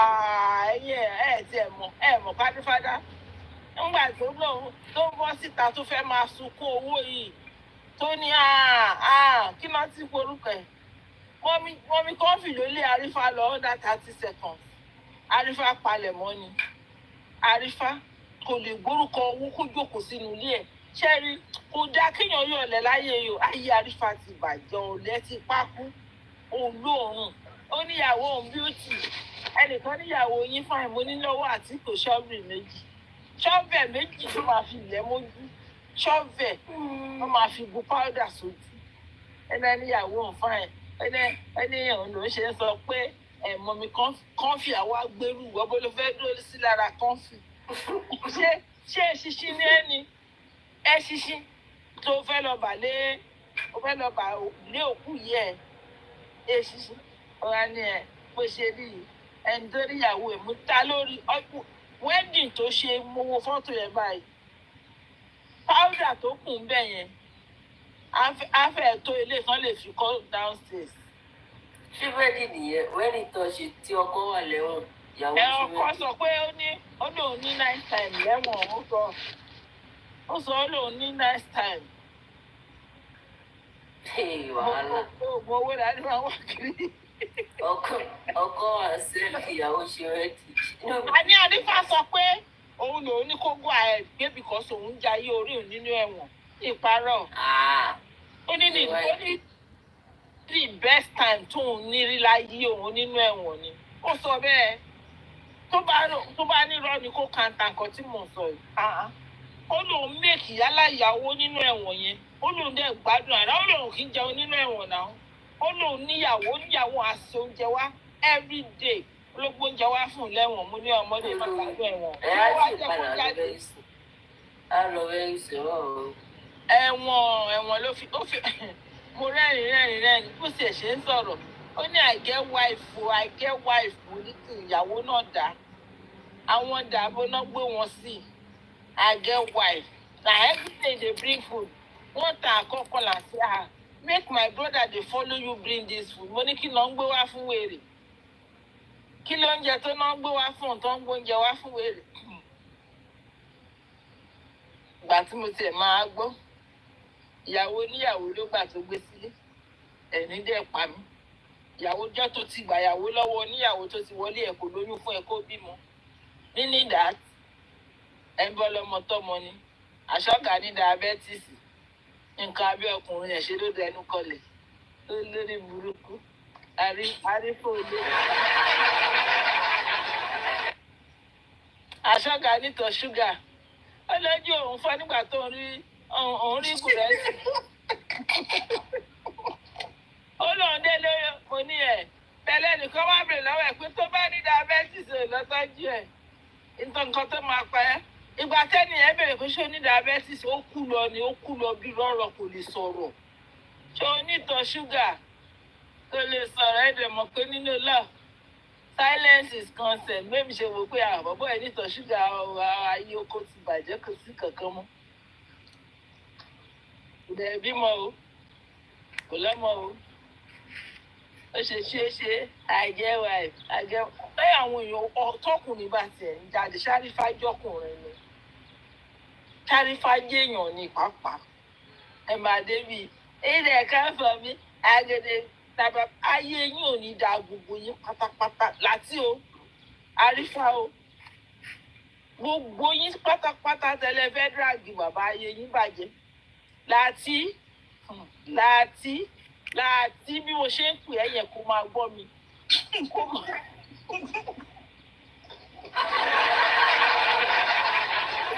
kó máa gbọ́ mi tó o bá analyse kí ló ti ń pè inquest lórí platform yẹn lọ́jọ́ Friday ó máa ṣánkú ni ó máa ṣánkú reason ó ti sọ pé no to inquest torí mo mọ̀ pé ò mọ nǹkan tó máa rí sọ mọ́ ń bẹ̀ yẹn lọ máa ṣe kí ló tiẹ̀ ló ń ṣe single connect àwọn tó connect tó lọ ṣe threesome àwọn tó connect tó lọ ṣe threesome abeg continue dey do your threesome with them o ẹ lọ ṣe threesome yìí o ọkùnrin obìnrin kan ó ń pààrọ̀ yàrá ó kúrò ní yàrá ṣé prince náà ní màá yẹn jẹ́ ó kúrò ní yàrá prince ó bọ́ sí yàrá bàfùà kí lorúkọ bàfùà yẹn onílé ó kúrò ní yàrá onílé ó bọ́ sí yàrá Arifa pẹlẹbẹ àṣẹ Arifa gan bàbá bá ń gbé sí ni gbogbo ṣúgà gbogbo ìtọ̀ ṣúgà ti gboko lọ lára Arifa ti gbẹkú ẹ wò ayé láti sinẹ́ẹ̀tì bàjẹ́ ayé láti sinẹ́ẹ̀tì ó ti làbà skẹ́ṣì ẹ sọ̀rọ̀ ẹ̀yin èèyàn kí ni ó máa ṣéǹjì kò ṣéǹjì o ẹ máa sọ̀rọ̀. ẹ máa ṣàlàyé yín lọ. èmi rẹ̀ lọ sùn torí títú ẹ̀ bá ti kọjá báyìí. What the key works of an investigator is you do your findings and then you will take that report to the police. I believe that VDM has a lawyer. Is it Deji? That's his name. I believe that he has some contacts with some government officials in the sense that he can actually appeal to them. So if he's going to do the right thing, he can interview these people. Some evidence says when he's done whatever he's doing, he should request, and his lawyer Deji should advise him properly on what legal steps or what right steps to take, whether to go and petition the police or take these evidences to the homicide unit and say, oi, we have very good evidences here, this, and then they will take it on from there. I don't think it's in the best interest for him to post everything online because some evidences can be compromised. If he comes out, like for instance... I think Instagram where he allowed comments from this said this they better protect this life. Because there's so much you can say. Some things can lead to because he said on everybody went there. So the time when I saw he had 22,000. ẹni tó bá jẹ́ moderator bá mi mute ẹ̀. ẹni tó ń sọ̀rọ̀ yìí. The death of Mohbad is a homicide case that we can't really pinpoint the killers. ẹjọ́ ta ló ń sọ̀rọ̀ mọ́ mi Yetty. ẹ mute o. That's very established. You have. Àwọn ò lè mute mi báyìí. You show that. Mọ́ mi Yetty. Such evidences like the driver saying they called. ẹjọ́ ta ló ń sọ̀rọ̀ yìí. So that's not a sensitive evidence. I know evidence Títí Kush ṣe ẹni Karimot ló ń sọ̀rọ̀ tó ń sọ pé VDM ò ní kò yẹ kó pòsì àwọn kan pé ó yẹ kó ní lọ́ọ̀yà tó máa bá sọ̀rọ̀ ó máa súwé lágbájá èèyàn tó jáde VDM tó jáde síta tó ní òun wá gbé kéèsì Mohbad síta padà ó ní òkè àná sùkọ̀ àwọn wèrè ajá kí náà Ènìyàn ṣòro. ajá ènìyàn ṣòro àwọn náà ni àwọn náà máa sọ nǹkan tí wọn ò lè ṣe òun yẹn ò ṣe lọ ṣiṣẹ́ yẹn kò ṣe lọ ṣe èèyàn jáde ó ní òun fẹ́ gbé kéèsì Mohbad sókè padà káwọn èèyàn mọ ibi tí ọ̀rọ̀ yẹn dé ẹ ti sọ cannot post anything ẹ̀yin lẹ máa advice ẹ̀yin ṣe é pé oníbọ̀dé níyìn ẹ̀yin lẹ gbàbọ̀dé tẹ́ gbowó lọ́wọ́ Wùnmí tí gbogbo yín tẹ́ ń ṣe kọ̀kọ̀kọ̀kọ̀ tẹ́ jẹ́ kí wọ́n ráyè ṣe tẹ́ẹ̀sì tó yẹ kó ṣe tí rìsọ́ọ̀tì há tó há bí góòdì kí lórúkọ ẹni tó jalè góòdì onígóòdì tó lò há yìí wọ́n jẹ́ kí rìsọ́ọ̀tì yẹn há àwọn náà máa èyí ó ti há ará mi ti há. ó ti há wọ́n ti jẹ́ kí rìsọ́ọ̀tì autopsy and toxicology há ó ti há. kókò àhá báyìí. ẹ̀yìn VDM jáde ó lóun fẹ́ ṣe nǹkan kò tí bẹ̀rẹ̀ ẹ ti ń judge ẹ ti bẹ̀rẹ̀ sí ní criticize ìyáṣẹ̀ lọ́yà ilé nìkan ẹ̀yin lẹ́ máa kọ́ nìkan tó máa ṣe kò ní bèrè lọ́wọ́ lọ́yà kó tó jáde ẹ̀yin ẹlẹ́nu yálà yàrá wọn ẹ̀yin abatẹnijẹ́ bàbá tún ti rólùgbọ̀wọ́ kan bẹ̀ yẹn sí ẹ̀sìn ti jáde àní ikú 10 million àbí 5 million àbí 16 million tádá àti kíná tí ń pè tó jáde VDM ikú ẹ̀ máa pa àwọn tó pọ̀ ara wọn lẹ́lẹ́nu yálà yàrá tó ń tẹ̀ jẹ́ ẹ̀rẹ̀gẹ̀ òyìnbó nìkan ni wọ́n máa ti rí pé wọ́n ti rí òyìnbó kan wọ́n máa bù yà àwọn lè ṣe kankan o lóde tó wá ń kọ́ wa pé result yẹn wọ́n lè rí 10% àwádẹ́ rí 50% níbẹ̀ olórí burúkú gbogbo yín ẹ wo ọmọ mi YETTY mo máa ń fẹ́ kí n sùn ẹ wo 12:30 ti fẹ́ lù 10:30 ti fẹ́ lù. Abingo, he has been crying profusely láti ó tó jọ́ mẹ́ta kan báyìí. Ta ló bá sídẹ̀ o? Wọ́n máa ké kú tí ó. Olókùṣọ́ ọmọ. Olóògbé bàbá lọ́rùn lẹ́yìn. Tọ́lọ́run ti gbéṣẹ́ lé ẹ lọ́wọ́ báyìí olóṣì. Ọlọ́run kò gbogbo wọn lọ́nà. Ọ̀dọ̀ bu ẹ ara ẹ lóṣì. Ẹni wọ́n ti wọ̀ ọ́.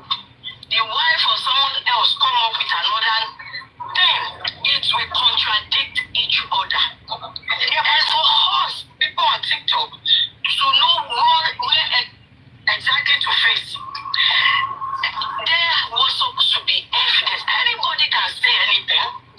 I can choose people that want to pitch tents with.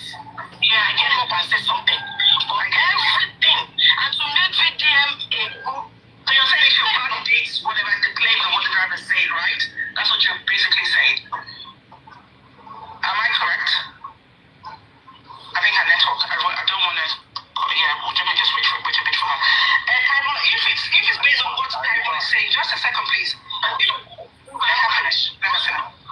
If I'm going to interview someone, this thing that you are telling me, you have evidence. I get them. I expect people to say it if it is not sensitive. This is not a sensitive evidence. I was called as so. Okay, when were you called? You have it. You have it, right? You're giving that message, that information, you are giving it to the public to digest it and to use it.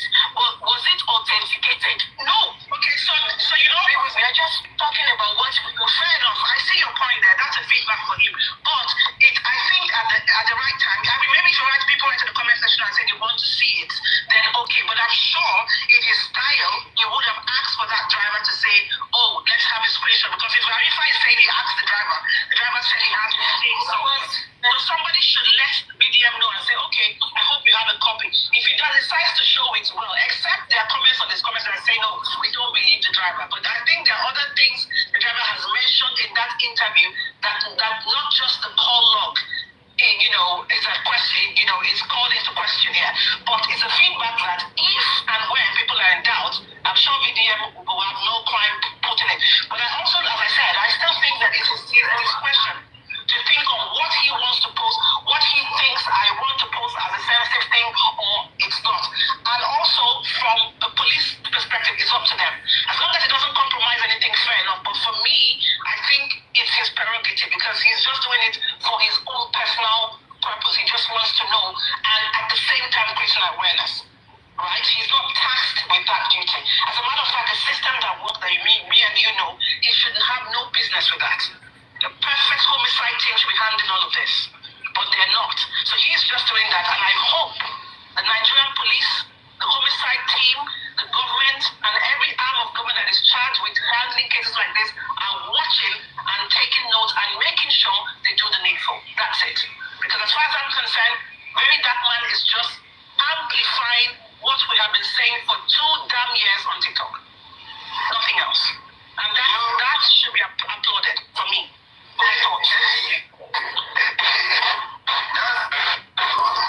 What I pick these days, everything that the driver said, there's nothing different in what he explained to me, what he explained to the cops, and some other interviewers. There's no different.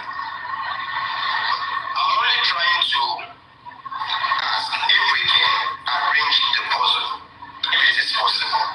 You understand? I will still go back to that same point. The fact that the driver was being called as at 11 by his boss, that Mohbad is no more. Darusha was called by 11 that Mohbad is confessing. Why? How did the boss of Fidelis Esebo get to know as at 11, 12 that Mohbad is no more? Meanwhile, according to Darusha, who happens to be an insider, was called as at 11 that Mohbad is confessing. You understand that he not came in to inject. And according to the preliminary report from the Nigerian police, the Lagos State Department, the nurse arrived at the residence as at 2:45 p.m. You understand? For you to say all this inconsistency. Arifa, and that's why a detailed soul forensic, apart from just displaying the evidence, that is where I hope at the end of the day, very dark man present. Because as we all know, it would not just reveal time, it reveal your location. The mass will pick up where these individuals are, and that is the highest puzzle to this case, because it will bring all the lies out, as well as you said in your term, connect the dots. Which one is true, which one is not. That is where I am also folding my hands and watching right now. You understand? And let me display this. Let me show this. Guys, watch this. This is from Karimot Hospital. The dates and the time here. The time here matters a lot, if I am not mistaken. The arrival time, BID, September 12, you understand? 2023, 3:43 p.m. Mo was taken to the first hospital, 3:43 p.m. 3:43 p.m. Mohbad was taken to the first hospital. You understand? Now, a man that was taken to the first hospital as at 3:43 p.m. How come? And they are telling us because he was confusing was when they took him to the hospital. So he got to the hospital alive. It was at the hospital where they announced to them that is no more. Before the Karimot came out that no, this guy was brought in dead. You get it? Now, the question here is this. The man that was taken to the hospital as at 3:43 p.m., how come this driver got a call as at 11 that this guy is no more? I am prepared to believe Fidelis Esebo that truly he has been called as at 11 on Tuesday that Mohbad is no more, because everything would have happened on Sunday stroke Monday. That is why he got this call as at 11 on Tuesday that Mohbad is no more. Remember at Mama Mohbad's interview, she said she left the house on Sunday or Saturday rather, that she's going to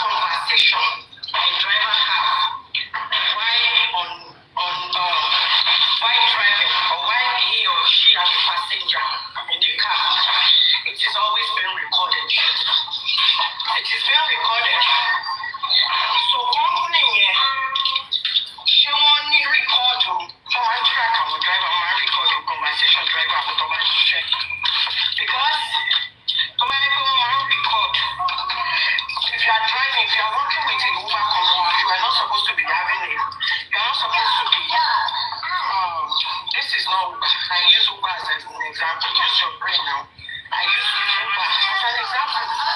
Is there a recorder in that car? And was the driver's phone for record while he was on the trip? Because those are the etiquette of the job. The driving company, the motor vehicle company. Or yàrá ìyá ẹ̀ ti dàrú olófò.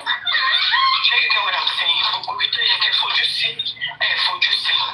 Just because the driver came out to talk, he is a clean man.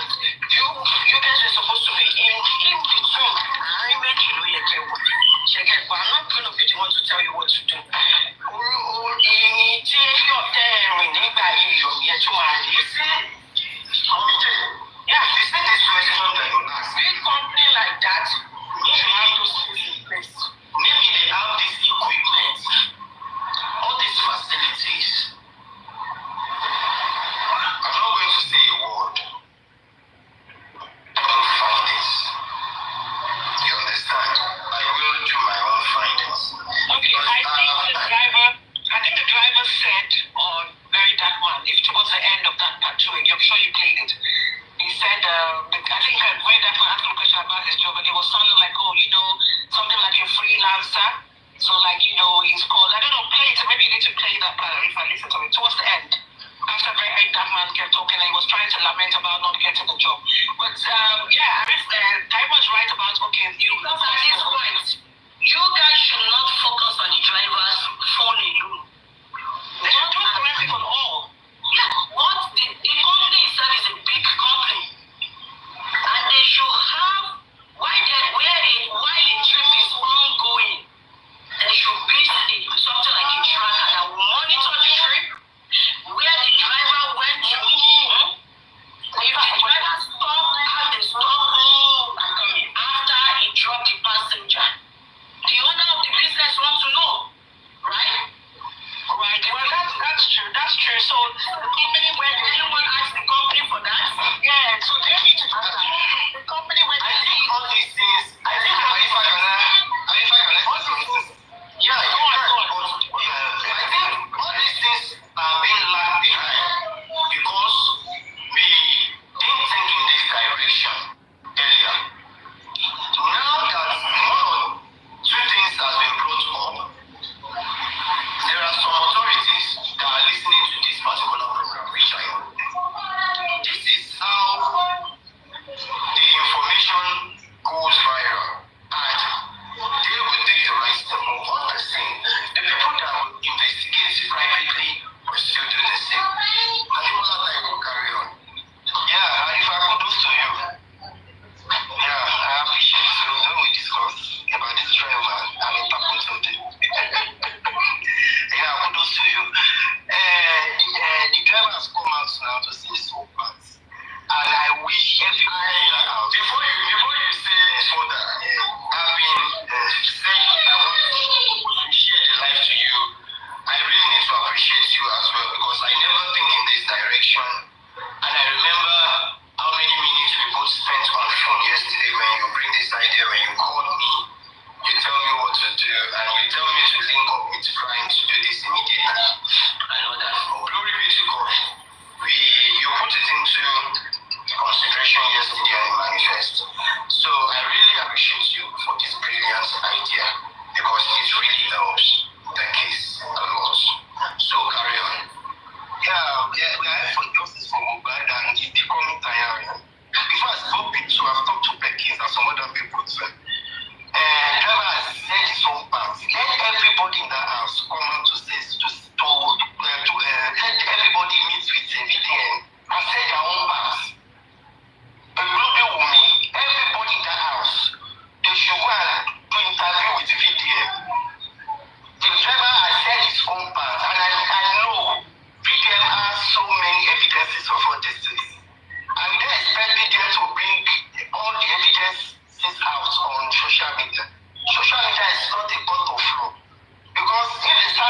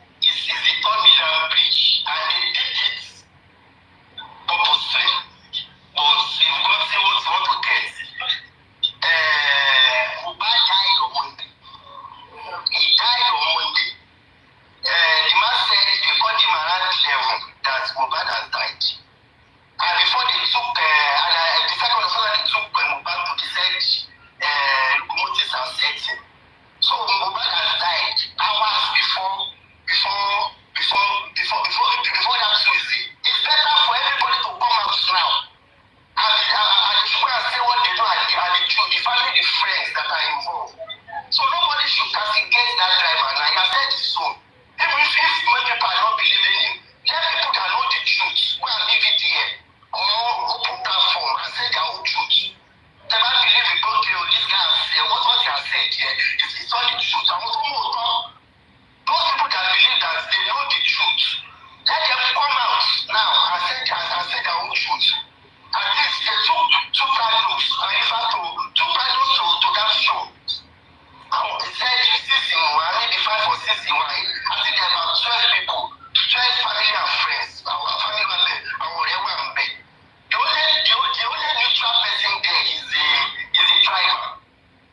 Driver is neutral now. Driver is not Mubarak's friend. It's not the wife's friend. It's not their family members. It's neutral. So why will he lie? Look at powerful. And if that man has collected money, if he had collected money or somebody has given him money, you know what I mean? You all saw at the end of the video that he was even begging that he needs this, he needs that. Because so long way. Yeah, so nobody what did he say? He also gave an interview during when Yomi invented him, and he said the same thing. The driver, you know that time he didn't go viral now. Yes, it did go viral. That's what I told Arifa, Felix, and some other.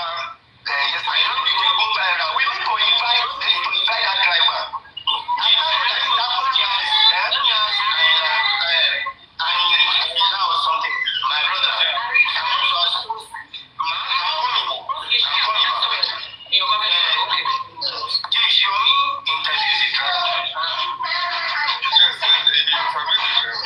are you sure? I don't think so. It's not Arifa that interviewed the driver, not you. Okay.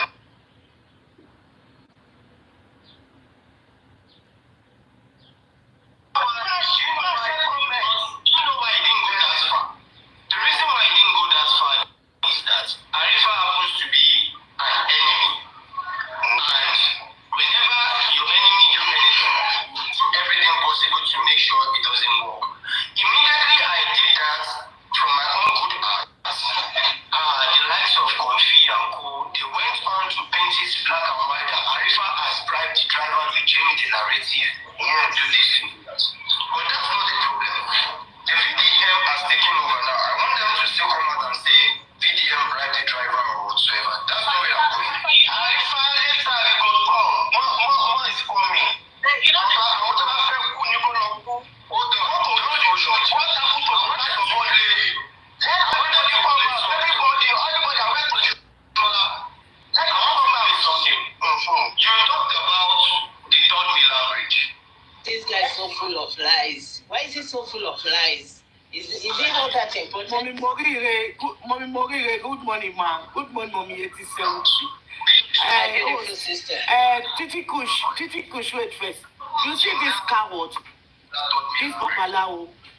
If he don't fail, if a student fail for school, he go say that teacher cut him mark. He don't fail, so he's putting blame on the host or the people that is not here, that is not supporting him anymore. You understand?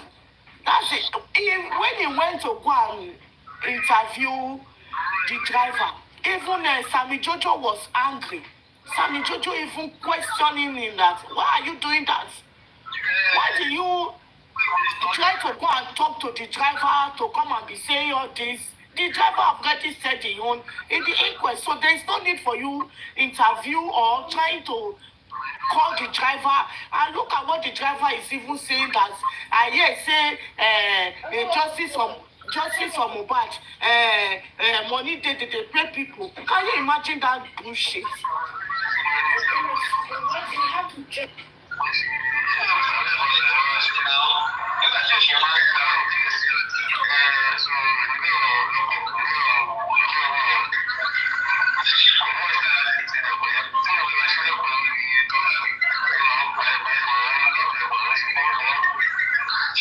Did you all hear that?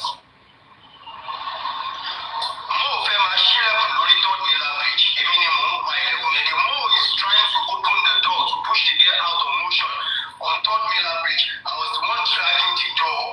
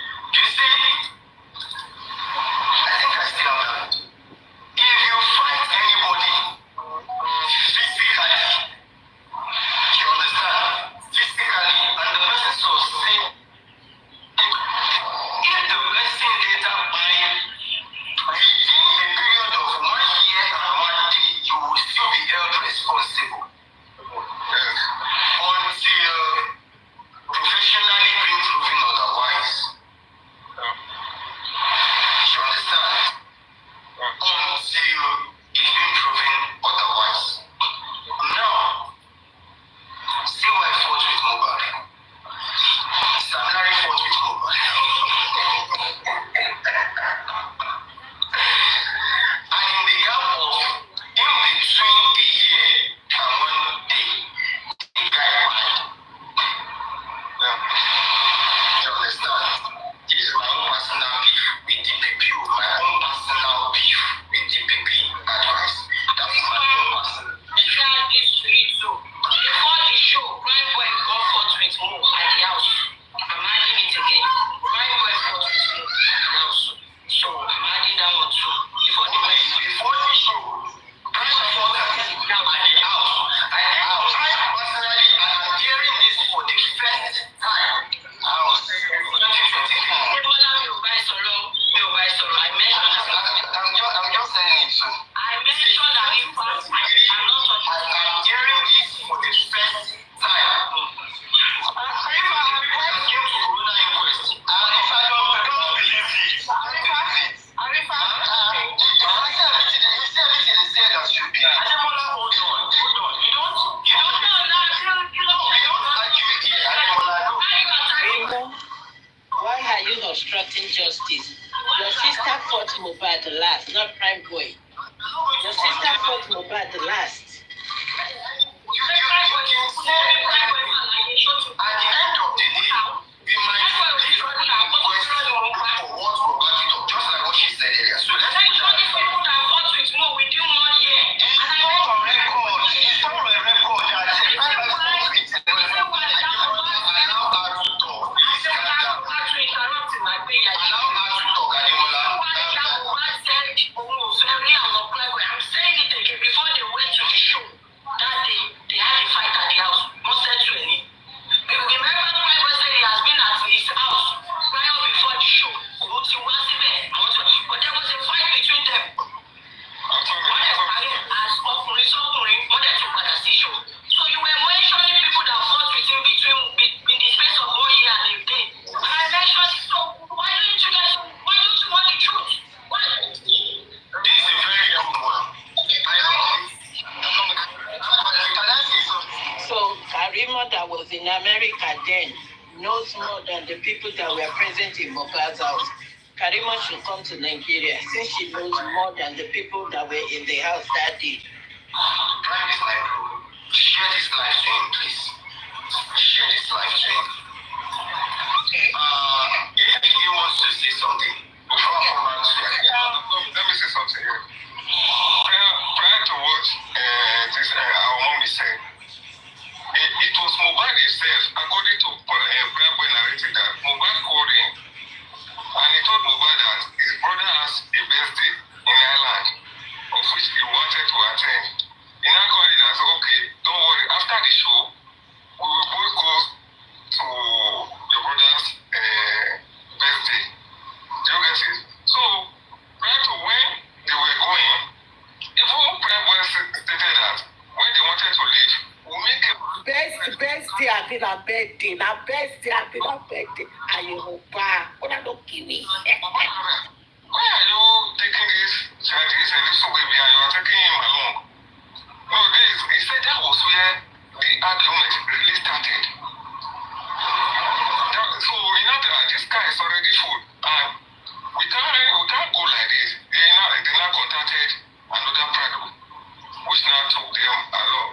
So as they were going along the line, he said the argument still started. Then even this driver made mention of him. He said inside the motor that it was an heated argument between the wife and Mohbad. So Prime Boy, he said he wanted to intervene. Prime Boy now told him calm down. Bring husband and wife issue. So even the Prime Boy wanted now to tell Mohbad to calm down, like it's okay, just calm down. Then he now said they were roadblock. Along that, he said Mohbad now wanted to come that like he wanted to clear the road. Bro, no, now you are too big, they can harm you, someone can hit you with something. That's those kind of.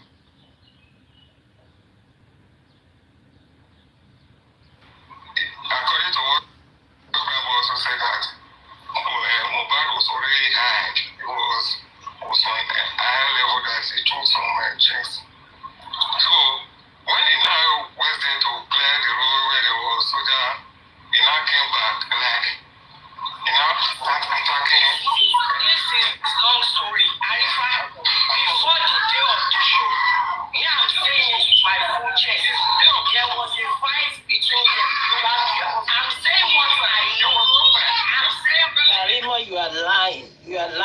your lies, Karimot, only.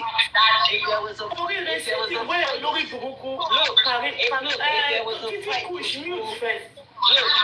if there was a fight, would Mohbad allow Prime Boy to still follow him to the to the show? Stop your lies, motherfucker, excuse my French. Arifa, you said I want to buy Jack. You mentioned Sam Larry. You mentioned Karimot is defending Wumi. Karimot is defending Wumi. I don't understand. Wow. 1 year. So there was a physical fight between Mohbad and Prime Boy too at his house.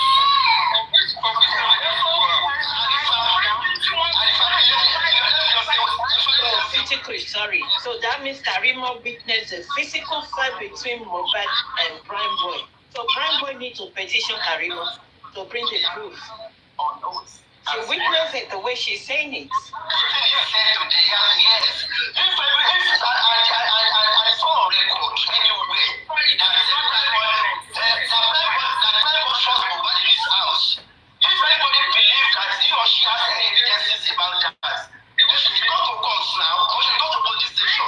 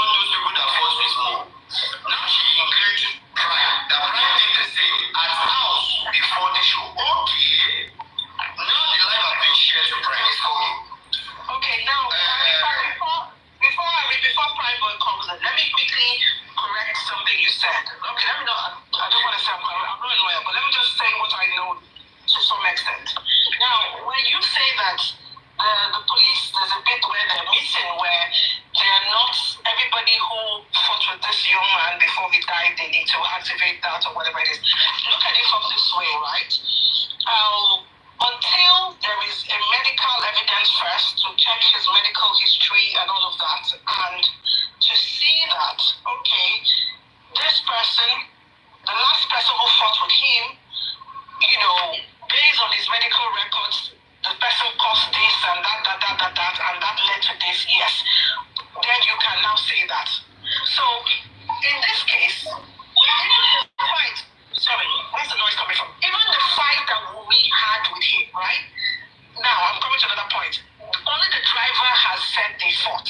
Literally, like said, she held him, neck like this, right? For them to take that serious and to begin to say, okay, you fought with him, let's leave the story of what really happened inside the house. You fought with him and it developed complications. There has to be other witnesses that come out to confirm that. Or there has to be a medical record to prove that as a result of this fight, he was stabbed, he fell down. I'm not talking about you, no, not you. I mentioned Prime. I know that. I'm not answering you. Because Arifa said, Arifa was people that fought. Oh, yes, I know that. For me, I know that he fought him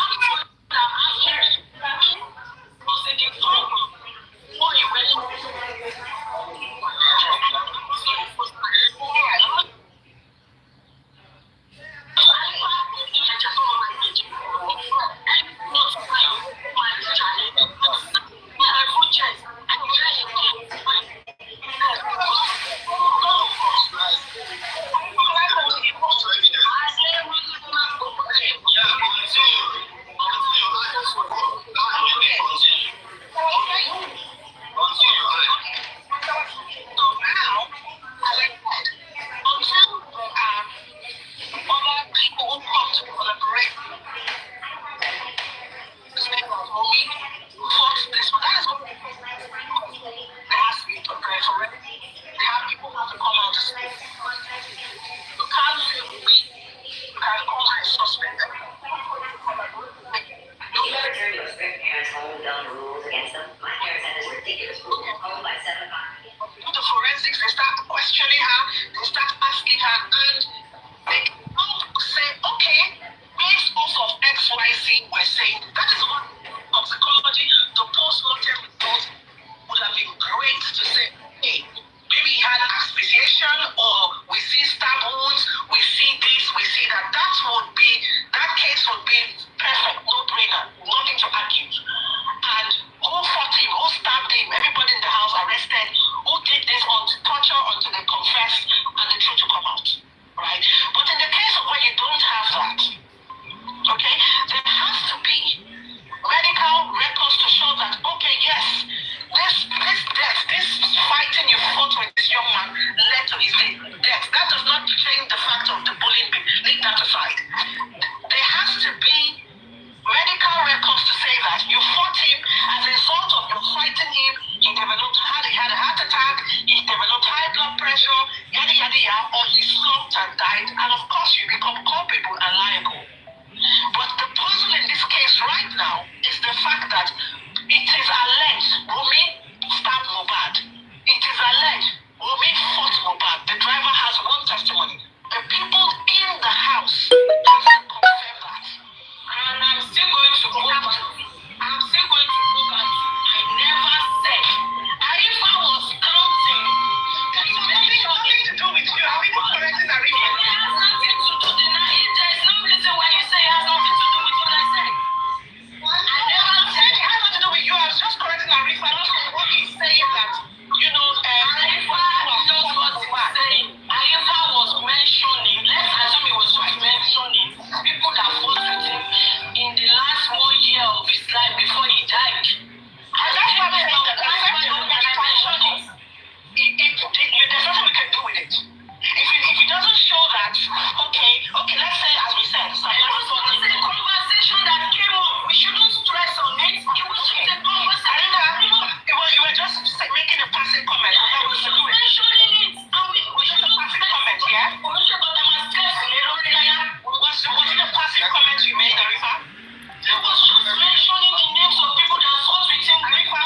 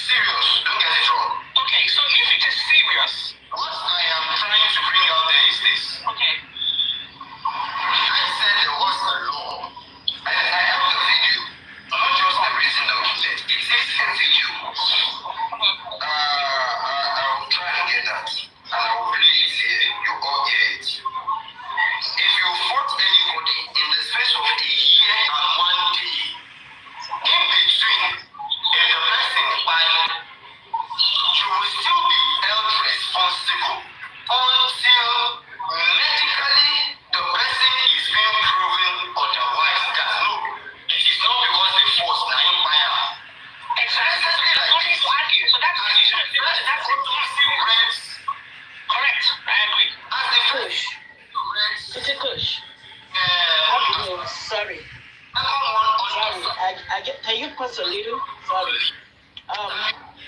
Tó bá ní ibi fídíò ibi tí Karimot ti sọ pé Wùmí ló bá Mohbad jà tí ní fi tẹ̀, if you can match it together with this, so that àwọn èèyàn lè mọ̀. Because it's still between the space of a year and 1 day. Well, but you see, Arifa, you said Arifa, that is when she now said, not only those two people were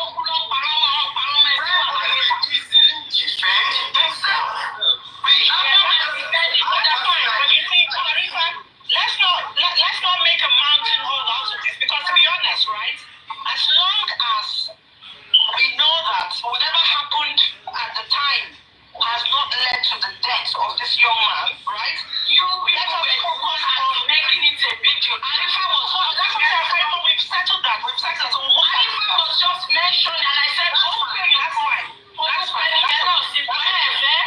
No, that's fine. That's okay. I like Ademola. Arifa. Is that it from? Is it don't drop now? Don't drop like I know. Don't have to. There are some things, like this, some things I don't know in this case. Of course, right? Yes. I don't know. But there are some things that I know with evidence, with confirmation from the right source. But just because they want selective justice, this one that I said, Arifa, I'm saying, wait, countless times they will fight and blood will come out. I'm talking about prime boy. Prime boy to show people where I'm saying it with my full chest. But you can, even though it's not that fight that you know, but it is during his lifetime, during Mubarak's lifetime, he had a very strong prime boy. So that's what I'm saying. I'm not indicting him, I'm not prosecuting him, I'm not saying that's right. To let the public know that he was not the people that fought him while he was here with us. Right. Okay. No, so let's move on. Let's move on from it. Let's move on.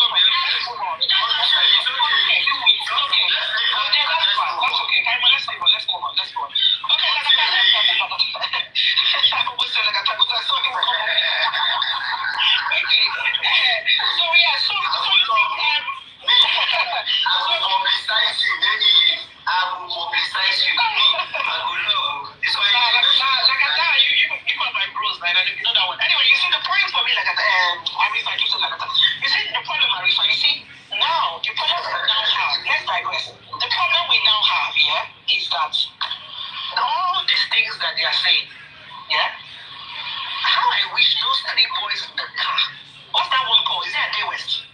Those three boys that pronounced Mohbad dead, if any of them will come out to collaborate what that driver said, yeah, about the fight, or anybody in the house will come out and explain to say this is what happened that led to Mohbad's death. Bam.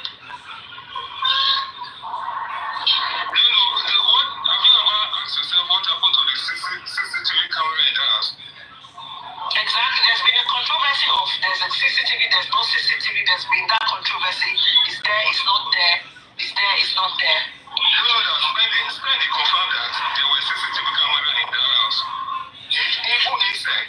Then, according to Iyabo Ojo also said there was no CCTV camera inside the house. The only CCTV camera that they have was outside the house. Yeah, you see, that's why I said the phone forensic will be great. There's just been so much attempts to cover up what happened to that young man. What happened there? Yeah, and that's why there's so much inconsistencies in the story. So much inconsistencies amongst all of them.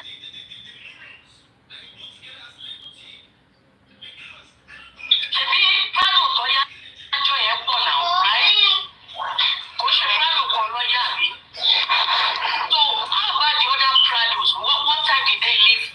Did they also drove to Mohbad's house? What time did they leave?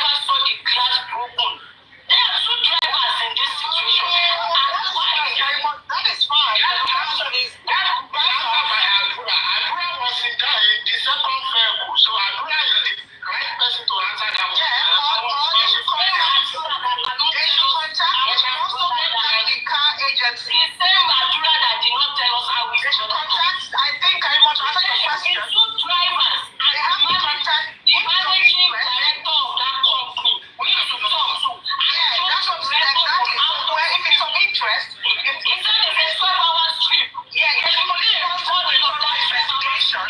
They should not get justice. You don't just get justice on what people say. You get justice based with facts. Was the trip recorded? Was it actually 12 hours trip?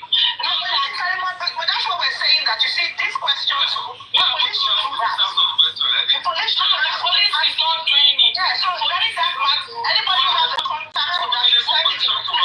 You investigate. And this man said he stayed over 12 hours. That is overtime for him, right? Was it on record that he stayed over 12 hours out of his work requirements? Everything. These are the people that will do it. They have to come and confirm it. Not just the driver said, and I'm surprised everything.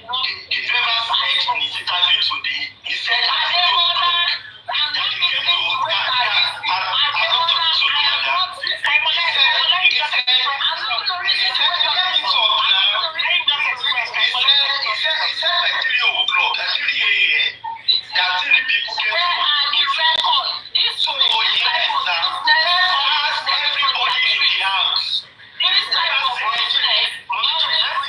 Karimot, she's playing mind games.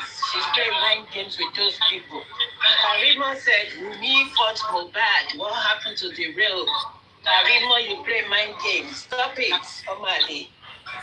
If he wants to go out or use his car, he said no. Then the driver said by Sister Kush, lè jọ́ torí Ọlọ́run bá mi first. Ẹ káàárọ̀ gbogbo ilé ẹ má bínú ẹ jọ̀ọ́. I want to ask question. Ẹ jọ̀ọ́. Ẹ má bínú o, Sister Kush.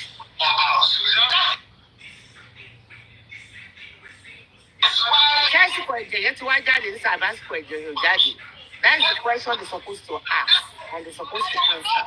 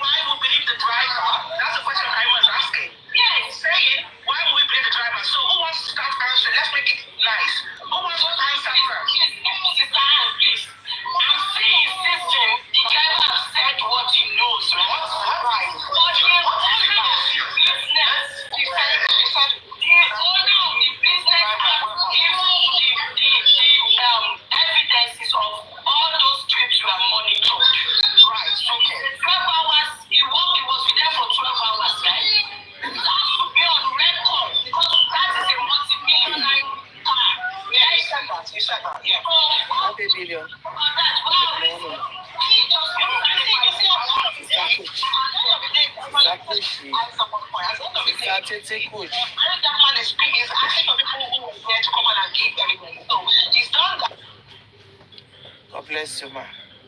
Wow. Good morning, everyone. My dear brother, you do well. Thank you. God bless you. I woke up and I was like, okay, let me see what is going on. Am I Jackie? Karimot. Kofi Nuwa, Hamoje. Karimot, kò yẹ kẹ́nìbọ̀dì bá argue the same. Àwọn ọ̀rọ̀ tó ti sọ sẹ́yìn ló yẹ káwọn èèyàn máa play kó lè rántí. Ṣé nìkan tí Karimot ṣe yìí? Mo lè fi ní ìmọ̀ kan tí mo lè fi sílẹ̀ ta lè fi bẹ́ẹ̀tì o. Èpè last ẹ wá mọ̀ pé Karimot ń jà fórí ara ẹ̀ ni o. Karimot wà nínú vicinity ibi tí Mohbad ti kú.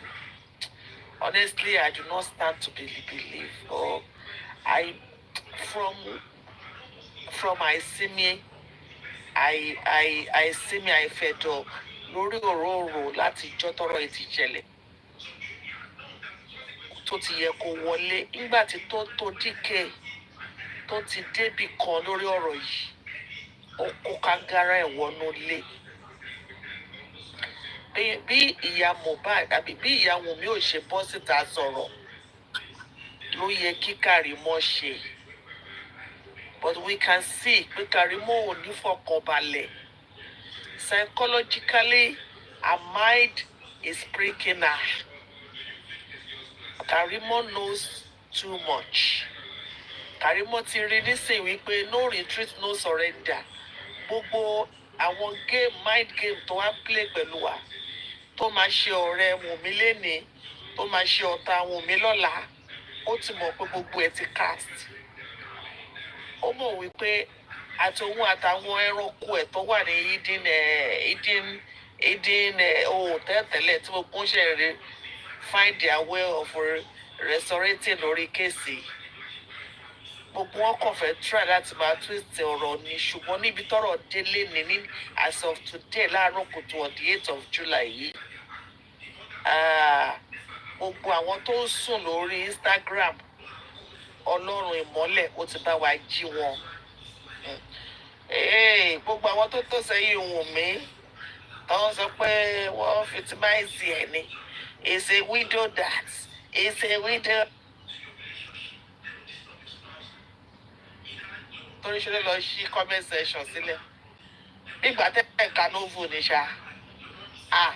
Comment section ló jẹ́ kẹ́ mọ́ máìkì. People are speaking up, people are listening, people eyes are open. Ọlọ́run kan gba ìjà yìí jà lọ́wọ́ wa ni, and then ma continue to pray. Ṣé wọ́n ṣí kòrò àbí wọ́n ṣí kòrò? The magistrate that went to Olive, ìgbọ́bítẹ́yàn ti lọ Olive almost 2 months rí nínú iṣẹ́ ìjọba. Ṣebí wọ́n fún wa déètì sí, wọ́n rí pé it has now become household topic. Everybody is talking about it. Their nyash is out, wide open. They cannot cover anything anymore. Ẹni tó bá kàn láìkí Karimot at this space that day, kàn lọ fún Karimot ní good lawyer.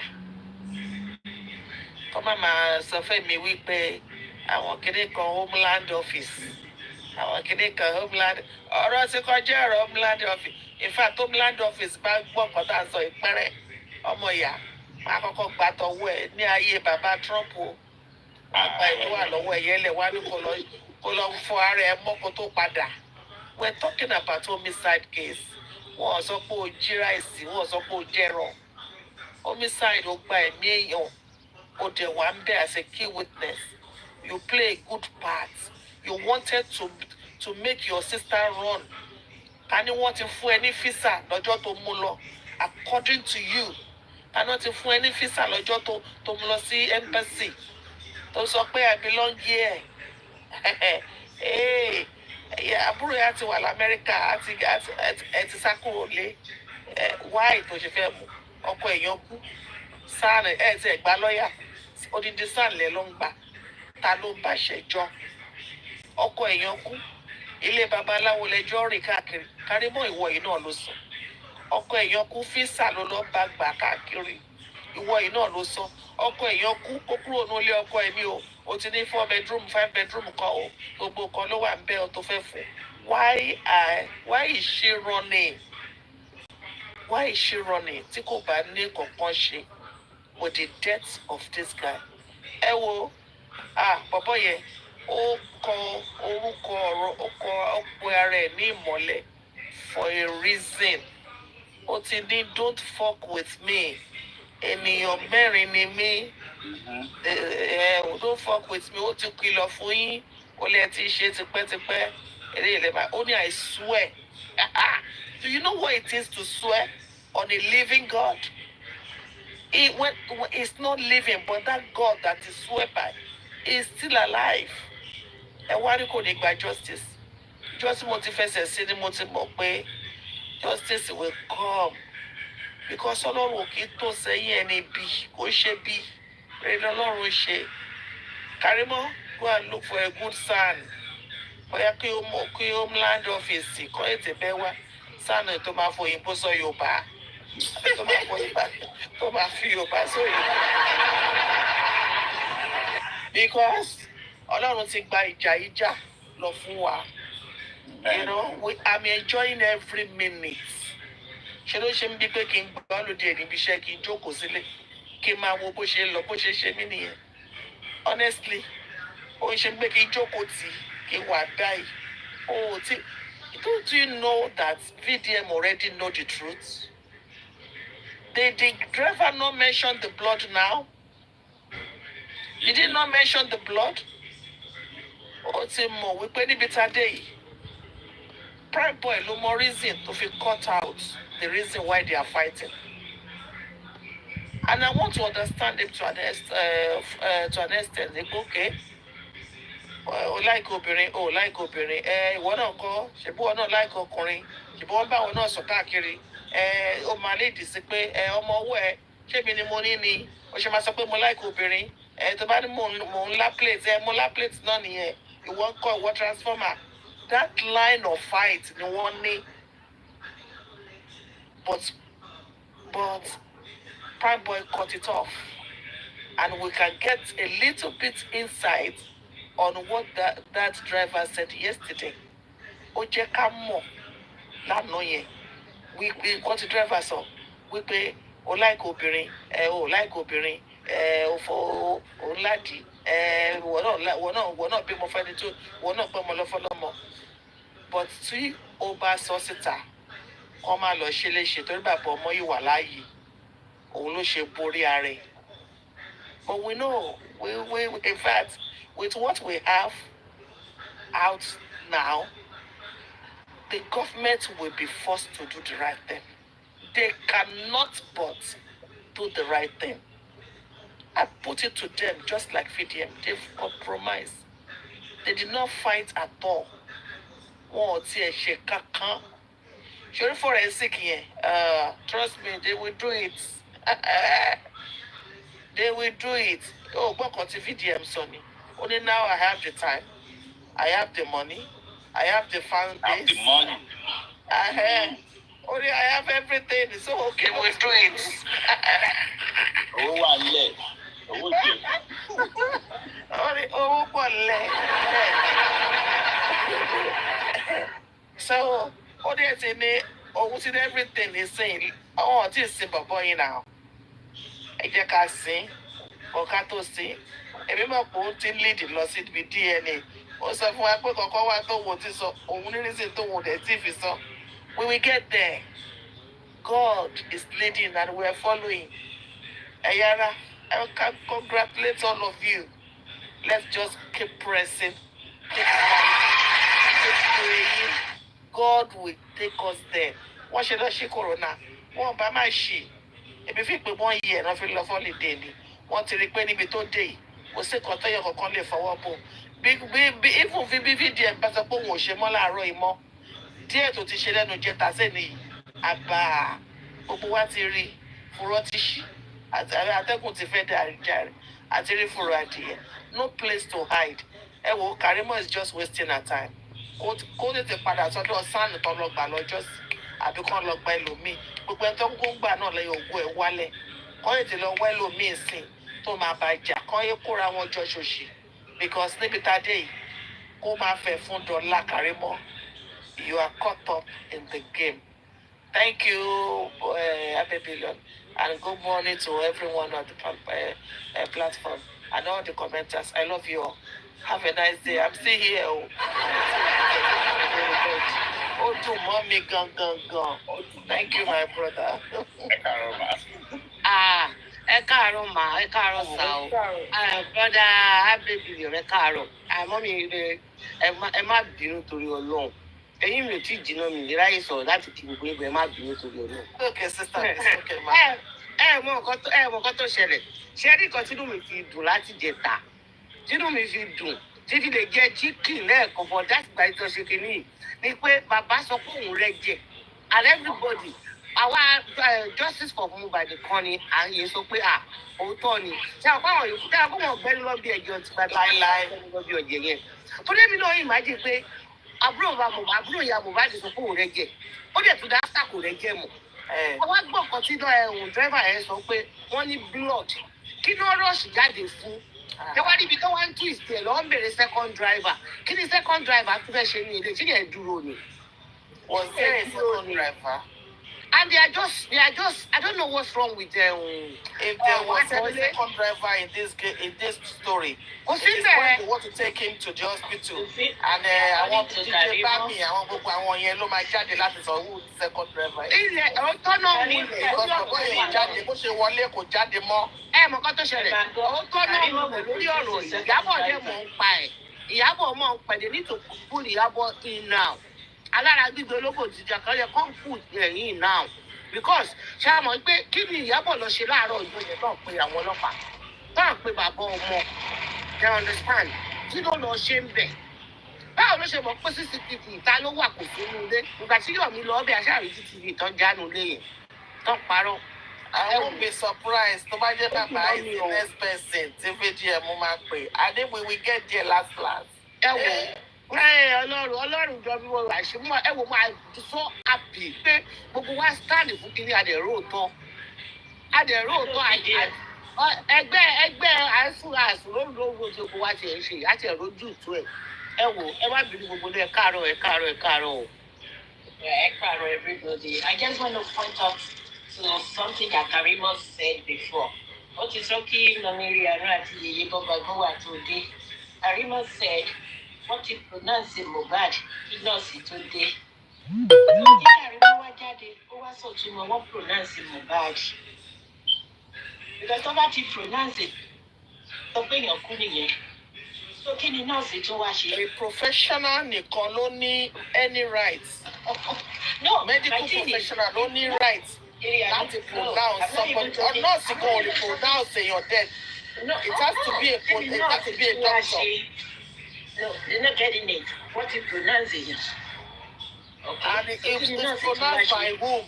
Which doctor? They are not even going that way. Ṣé níbi tó dé àwọn ṣé pẹ̀rẹ́sì ni ò ti wà? Àwọn náà máa fẹ́ fọ̀ kó mọ́ báyìí. Wọ́n máa fẹ́ sáré bọ́ta pé àwọn ọmọ ilé yìí o. Láti Kútọ́nù níjọ́ Tuesday, kí ni Fèyí Jọ̀sílárì nọ́ọ̀sì kí ló tún wá ṣe nígbà tó ti pronounce Mohbad? Ṣé hospital kì í ṣe pé Fèyí tẹ̀lé wọn tó hospital yìí? Àbí? Kì í ṣe pé Fèyí tẹ̀lé wọn tó hospital yìí? So kí ló wá ṣe níjọ́ Tuesday? So ó mi pé jọ Monday náà ti pronounce Mohbad. You the same Karimot ló sọ pé Mohbad ò sùn òkú Mohbad ò sùn ìta. Pé Wùmí pay 200,000 naira fún mortuary attendant tó wà ń bẹ̀. Tán fi gbé Mohbad sí morgue overnight. Tí bàbá yẹn dẹ̀ ní lọ́kàn pé ìta ni òkú ọmọ òun sùn. Why are you coming out for somebody said nurses pronounce every day. I have done that many times. Do you know what country are you reside? Because Nigeria nurses don't pronounce. No, Nigeria nurses don't pronounce. Dr. Nilatiwa. Okay, she said she's in Canada. Okay. Canada a nurse will pronounce somebody there. Well, I don't know. I don't know about that, but say much of that because I don't know. Yes. Yeah. Nigeria nurses don't pronounce. Dr. Nilatiwa. That was certified. So my thing with Karimot is, why didn't you tell the father, hey, what you woman yes no mortuary, and that man said Italo Sumoju. So Karimot, you were on the ground. And another thing you said on that so-called stupid thing, that I picked, you said Iyabo Ojo and Sammy Clef were the one that made the report to the Olopa. That nobody reported it to the Olopa. So, Iyabo Ojo and Sam Clef, they know about the day Mohbad died, and they reported it to Olopa, and they did not show face until when we started screaming. After how many days, Ninye? 3 days after, right? And you say you two reported to Olopa when you came from America. So my question to you, Karimot, is which day did you arrive from America? Mohbad died September 11. It was buried on Wednesday by the father, right? So which day did you return from America? Were you there when they buried Mohbad? Then which police station did you report it to? Which police station did you take Baba Mohbad to? Because it was 2 different police stations that you have reported when those fake Olopada gave us their own narratives. Because when you look at it too, the Olopada, they removed the part where the Baba took the dead body to the police station. It wasn't in the narratives. So instruction comes from the get-go. To me, this is my own reasoning. By Sam Clef and Iyabodu is what they acted on. So they already wrote Baba Mohbad from the beginning. Because tí ọlọ́pàá ò bá lè sọ pé bàbá yẹn wá, ó kọ statement, àmọ́ fàyà, bàbá yóò kú wá. It was not in their narratives at all. So Karimot should be invited. They should write immigration. Karimot is involved in an homicidal case. You need to come to Nigeria. Whether you are a member of the National Guard or whether you are military, military to lọ sáàbù tí Trump ti fi wọ́n sọ́kò padà síbi kan ti wá pẹ̀lú citizen tó wà lọ́wọ́ wọn. Ayé àwọn Democrat ló lè máa bluff báyẹn. Ayé bàbá Orange ta wà yìí, you can bluff. You can be bluffing. Àwọn tó ń pín 1,000 bẹ́ẹ̀ fún. Àwọn yẹn ní gbogbo yẹn lè máa jẹ lójú. Lọ́ lè máa buy into all those your paper, you are an American citizen, you are killing in the military. They should take it up. If we take it up, what first up in the next available flights? Ṣé Trump fẹ́ nìkan kan nílùú wọn ni? Tẹ́sán bàbá kò tí ń ṣèlú ẹ̀ gan. Àwọn ọmọ tó ń bí síbì kan ó ń deport wọn. Wọ́n máa kọ́ àǹkọ́ fún ọmọdún 2, ọmọdún 3 lọ́wọ́ l'Amẹ́ríkà. And you still have the nerve, you still have the audacity. Ìwọ́n tó yẹ kó lọ hide ojú ẹ̀ síbì kan. Ẹ̀sùn apànìyàn lélẹ́yìn náà. And you still have the ego going from platform to platform and be selling lies. On that way, you're local. You think you know better. There is no shame in your family. Now. They're talking about Guinea. Once I Prime Boy Baja kan tó kúrò ní. Ṣé tí Prime Boy bá Mohbad jà kan tó kúrò ní Mohbad àní kó tẹ̀lé òun? They're talking about physical fight now. Mohbad àní kó tẹ̀lé òun. Physical nìkan ló ṣẹlẹ̀ inú mọ́tò tó fi wọ jáde ni. Tó fi lè jẹ́ pé ire wà nínú ibi wà nínú ire. Prime Boy ló fi pé Mohbad disgrace o. But Mohbad was looking up from Prime Boy when we look at it the other way. Prime Boy tí ò sí nínú ilé, òun náà parọ́ mọ́ kó wà pupa. Ó bá jà. Imagine kí Prime Boy wá wà nínú ilé yẹn. Prime Boy bá fẹ́ gbìjà Mohbad. Wọ́n wá lọ tọ́jú mọ́mí Gòrẹ́sì. Wọ́n wá lọ tọ́jú ọmọ ọlọ́mọ for 4 months. Wọ́n ní ọkọ méjèèjì wọ́n dẹ̀ fi ọbẹ̀ sí. Yeah, wọ́n dẹ̀ fi ọbẹ̀ sí wọn lọ́wọ́ fáwọn méjèèjì ló para wọn. And we will not do where we are. Ó dẹ̀ ń sọ̀rọ̀ ẹnu ẹ̀ dẹ̀ ń dùn. Àwọn kan wọ́n dẹ̀ ń glorify ẹ̀ lórí platform Arifa. Who the hell do you think you are? Ìwọ́n tó yẹ kó lọ kọ́kọ́ tí a máa gbúrú ẹ̀ níta mọ́. Kójú máa tì ẹ́. Tí o mọ̀ pé gbogbo ilé tó ń ṣe, ó máa affect àwọn ọmọ ẹ̀ lọ́jọ́ iwájú ni. No, ṣẹ́rí gbogbo nǹkan tí Karimot ń ṣe mà. I love it. No, I know she's in the They have said too much to jẹ́ wípé they will use her words against her. Kò tí nǹkan Karimot ó sì máa kàn. Gbogbo nǹkan tó bá sọ báyìí náà máa play fún pé kó defend. Wọ́n sọ̀rọ̀ pé kínní, ẹ̀yin sọ̀rọ̀ bully. Yes, Amari bullied him. Fine. But bully yẹn kọ́ ló pa. Your sister bullied Mohbad to death September 11. Because the way your sister bullied him, ó lọ kàṣọmọ lọ́rùn, ó fa chain ọrùn ẹ̀já. What are you going to get? Is it not bullying? Then she fought him in the house. Táwọn èèyàn tó wà nínú ilé sọ pé they had her say, oh, they did. Why don't you yourself, Karimot? You said it pé Wùmí ìjà tó bá Mohbad jà. Kí ló ṣe railing ìdílé yín? Are people deaf tó bá ń sọ̀rọ̀? Àbúrò báwọn gbogbo èèyàn ní òlọ́pọ̀ lọ ni. Mo ṣe she said enough already. We have too much to nail Karimot herself. Ẹ má jẹ́ ká pay attention sí Karimot kó má bà yọ̀ wá jẹ́. Right now, we are very, very, very happy. Ṣé o rò báwọn èèyàn òlọ́pọ̀ lọ ni? If I were you, I would not even show my face. Bí ìyá Wùmí àti bàbá Wùmí ò ṣe show face. Nǹkan tó ti ní lójú jolè lọ́wọ́ náà. Apàyàn làbúrò ẹ. Ṣé wọn náà dẹ̀ jẹ́ part of it? Ṣé Amẹ́ríkà sí Nàìjíríà? Ṣó jẹ́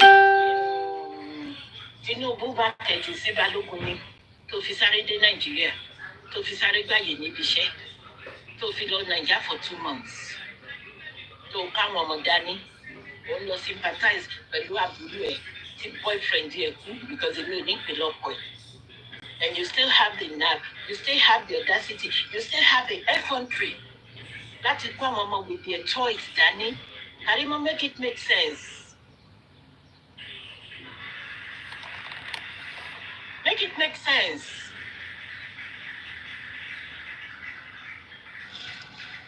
Ẹ dẹ̀ sọ pé ìyá ẹ wà níbẹ̀, o ò lè kó àwọn ọmọ ẹ sílẹ̀. Káwa dẹ̀ mọ̀ pé ìyá ẹ ò tí kúrò ní Nàìjíríà. She was in Mohbad's house that Monday. She was in Mohbad's house. Ìyá Mohbad àtàdúrà wọ́n lè sọ pé wọ́n rí ìyá ẹ níjọ́ Monday yìí.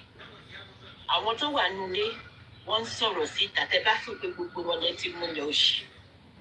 Àwọn tó wà nílé ń sọ̀rọ̀ síta. Ìyá ẹ wà nínú ilé Mohbad níjọ́ Monday yẹn. She was there on Tuesday. But bàbá Mohbad ò rí níjọ́ Tuesday. Tí ẹ bá wà l'Amẹ́ríkà wá sanwó tíkẹ́ẹ̀tì àwọn ọmọ, ṣé àwọn ọmọ ẹ fẹ́ lọ sympathize pẹ̀lú wọn ni? Àbí kí ni gbogbo eléyìí tó ń sọ tó dẹ̀ ń dùn mọ́ ẹ lẹ́nu tó wọ́n dẹ̀ ń worship ẹ̀ tó sọ ẹ́ di èèyàn gidi? Wọ́n tó yẹ kó lọ kó sábẹ́ abẹ́ underground pé kí ni àbúrò ẹ̀ ṣe yìí? Story tí ò ní parí, tí ò ní kúrò nílẹ̀ for years. Ó dẹ̀ fẹ́ wá máa da everything lórí rú. Bó ṣe parọ́ mọ́ bàbá Mohbad nìyẹn pé 8 hours ló fi bá sọ̀rọ̀. 8 hours. Ó dẹ̀ mọ̀ pé òkú ọmọ ẹ̀ sùn bọ́túrárì mọ́jú and you still putting in pé òun bẹ bàbá kó má sí ọmọ níjọ́ Wednesday tí bàbá yẹn lọ sí ọmọ. Mọ́mí Grace. Ẹ jẹ́ káwọn èèyàn. Ẹ jẹ́ ẹ̀ta ìyá mi. Ọmọ Fábílì fò pé kí lorúkọ bọ̀bọ́ yẹn yìí wá Nàìjíríà spending. Wọ́n ti gba passport ẹ̀ kò síbi tó ń lọ. Spending, this is just in case the queen, bọ́dà pé queen yẹn ni relative àbí family àbí ọ̀rẹ́, whosoever she is to spending. This is a golden opportunity for you to come out, to reach out to DVM and say your own. Spending, orí ẹ̀ náà fẹ́ gbélé o. This is your golden opportunity. Spending sọ pé wọ́n jà pé òun lòún gbé Liam dání nínú mọ́tò. He said it. But the thing is, àwọn nígbà pé according to Karimot, ẹnìkan táwa gbọ́, Karimot ló fún àwọn ọlọ́pàá àti bó ṣe sọ lárí nínú voice note gbọ́, Sam Clef àti Ìyábọ̀ Òjó náà lọ rìpọ́ọ̀tù fọlọ́pàá. So kí náà lọ rìpọ́ọ̀tù fọlọ́pàá tọ́lọ́pàá ò lọ lè Mohbad number 1. That is an investigation, and they acted on narratives, right? Narrations according to Olopa. Okay. Spending did not call the nurse. Spending gave the number. DJ Bami told the nurse, you did not lock DJ Bami up. Olopa should make it make sense. When does it become a crime to give a number out? And the person who handled us was working freely. Lock her up for just one day. Karimot said they bought you guys a lopa with 150,000 below and a bottle of expensive wine. Is that the way to do your job properly? So to report it, the shifuni, 30 muta. Ẹ wá kó àwọn tí ò sí ní vicinity nínú ilé.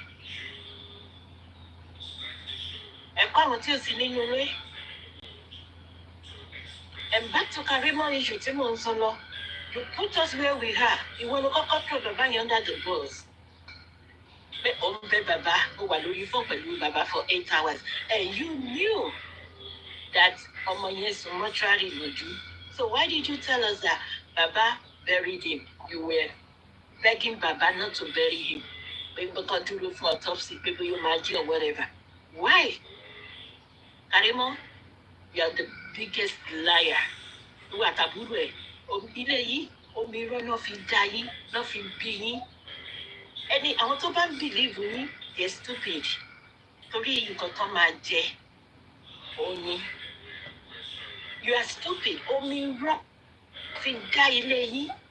Kò sí òótọ́ ẹyọ kankan lẹ́nu yín. Kò sí òótọ́ ẹyọ kankan. After tí Mohbad kú ló lọ Nàìjíríà, ṣé táyẹn náà lọmọ ẹ̀ dájá tí Mohbad tó ti kú ní tó láìkì tó jẹ́ favourite of Mohbad, táyẹn ni Jordan dàmọ́ àbí? Kò rí Mohbad kó bá ajá yẹn ṣeré rí. Torí ìwọ sọ pé nsìn tí Mohbad kú, ìgbà yẹn ni wọ́n lọ Nàìjà. Bó sì ní Nàìjíríà kò tó kú. Ìgbà wo ni ọmọ ẹ lórí Mohbad àti ajá tó fi máa já tó jẹ́ favourite dog Mohbad? Because ìwọ àti àwọn tó ń support àwọn MFM ni o tẹ́lẹ̀ ni o gbogbo yín you are not for justice. You are not for justice. Ẹ̀rù ẹ̀yìn wà ọ̀la ẹ̀rù future àwọn ọmọ yín. O lè fi pé torí pé ẹ̀rọ ti wà l'Amẹ́ríkà kò sí nǹkan kan. Kò síbi tí o ti lè ṣẹlẹ̀ síyàn. Kò síbi tí o ti lè ṣẹlẹ̀ síyàn. And like I always say, Fèyí auxiliary nurse tó wá láti Kútọ́nù, you're going to jail. Torí o ti parọ́. O ti parọ́. I keep putting it to you. Mohbad kú níjọ́ Monday, according to everything we've heard, including what the doctor came to say. Pé o ti was stage 3, stage 4. Darusha sọ pé the body was already smelling. Ló ṣe gbé iyọ̀ láyà. So you Fèyí tó lọ wá láti Kútọ́nù níjọ́ Tuesday, bí abẹ́rẹ́ ṣe wọnú bọ́dì tó ti gan pa, you will need to us. You will need to demonstrate it in the court. Tí táìmù bá tó.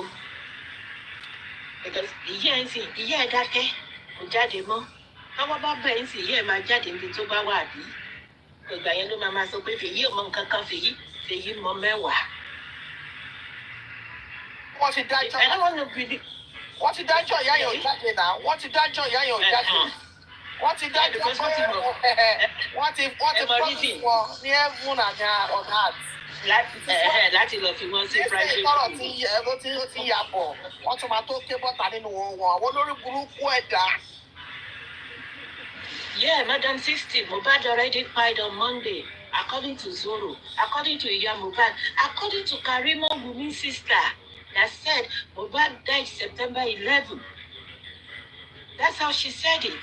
So, who did Fèyí came to treat on Tuesday from Kútọ́nù? Because ọlọ́pàá náà sọ pé Fèyí wá láti Kútọ́nù on Tuesday. So kí Fèyí wá ṣó wa, tẹ́lẹ̀ tó sọ pé ìgbà tó máa fi lọ kẹ́míìsì irọ́ tó parọ́ fún un lọlé pé òun ti rí tán ti ń gbé Mohbad gidigidi sínú mọ́tò. So táwọn kan sọ pé àdúrà ló tírìtì, ṣé Fèyí ò dáa kó mọ Mohbad kó máa dúrà? Kò mẹ́ni tó fún lábẹ́rẹ́, kò mẹ́ni tó ń gbé sínú mọ́tò tó ń rọ́ mi lé lórí.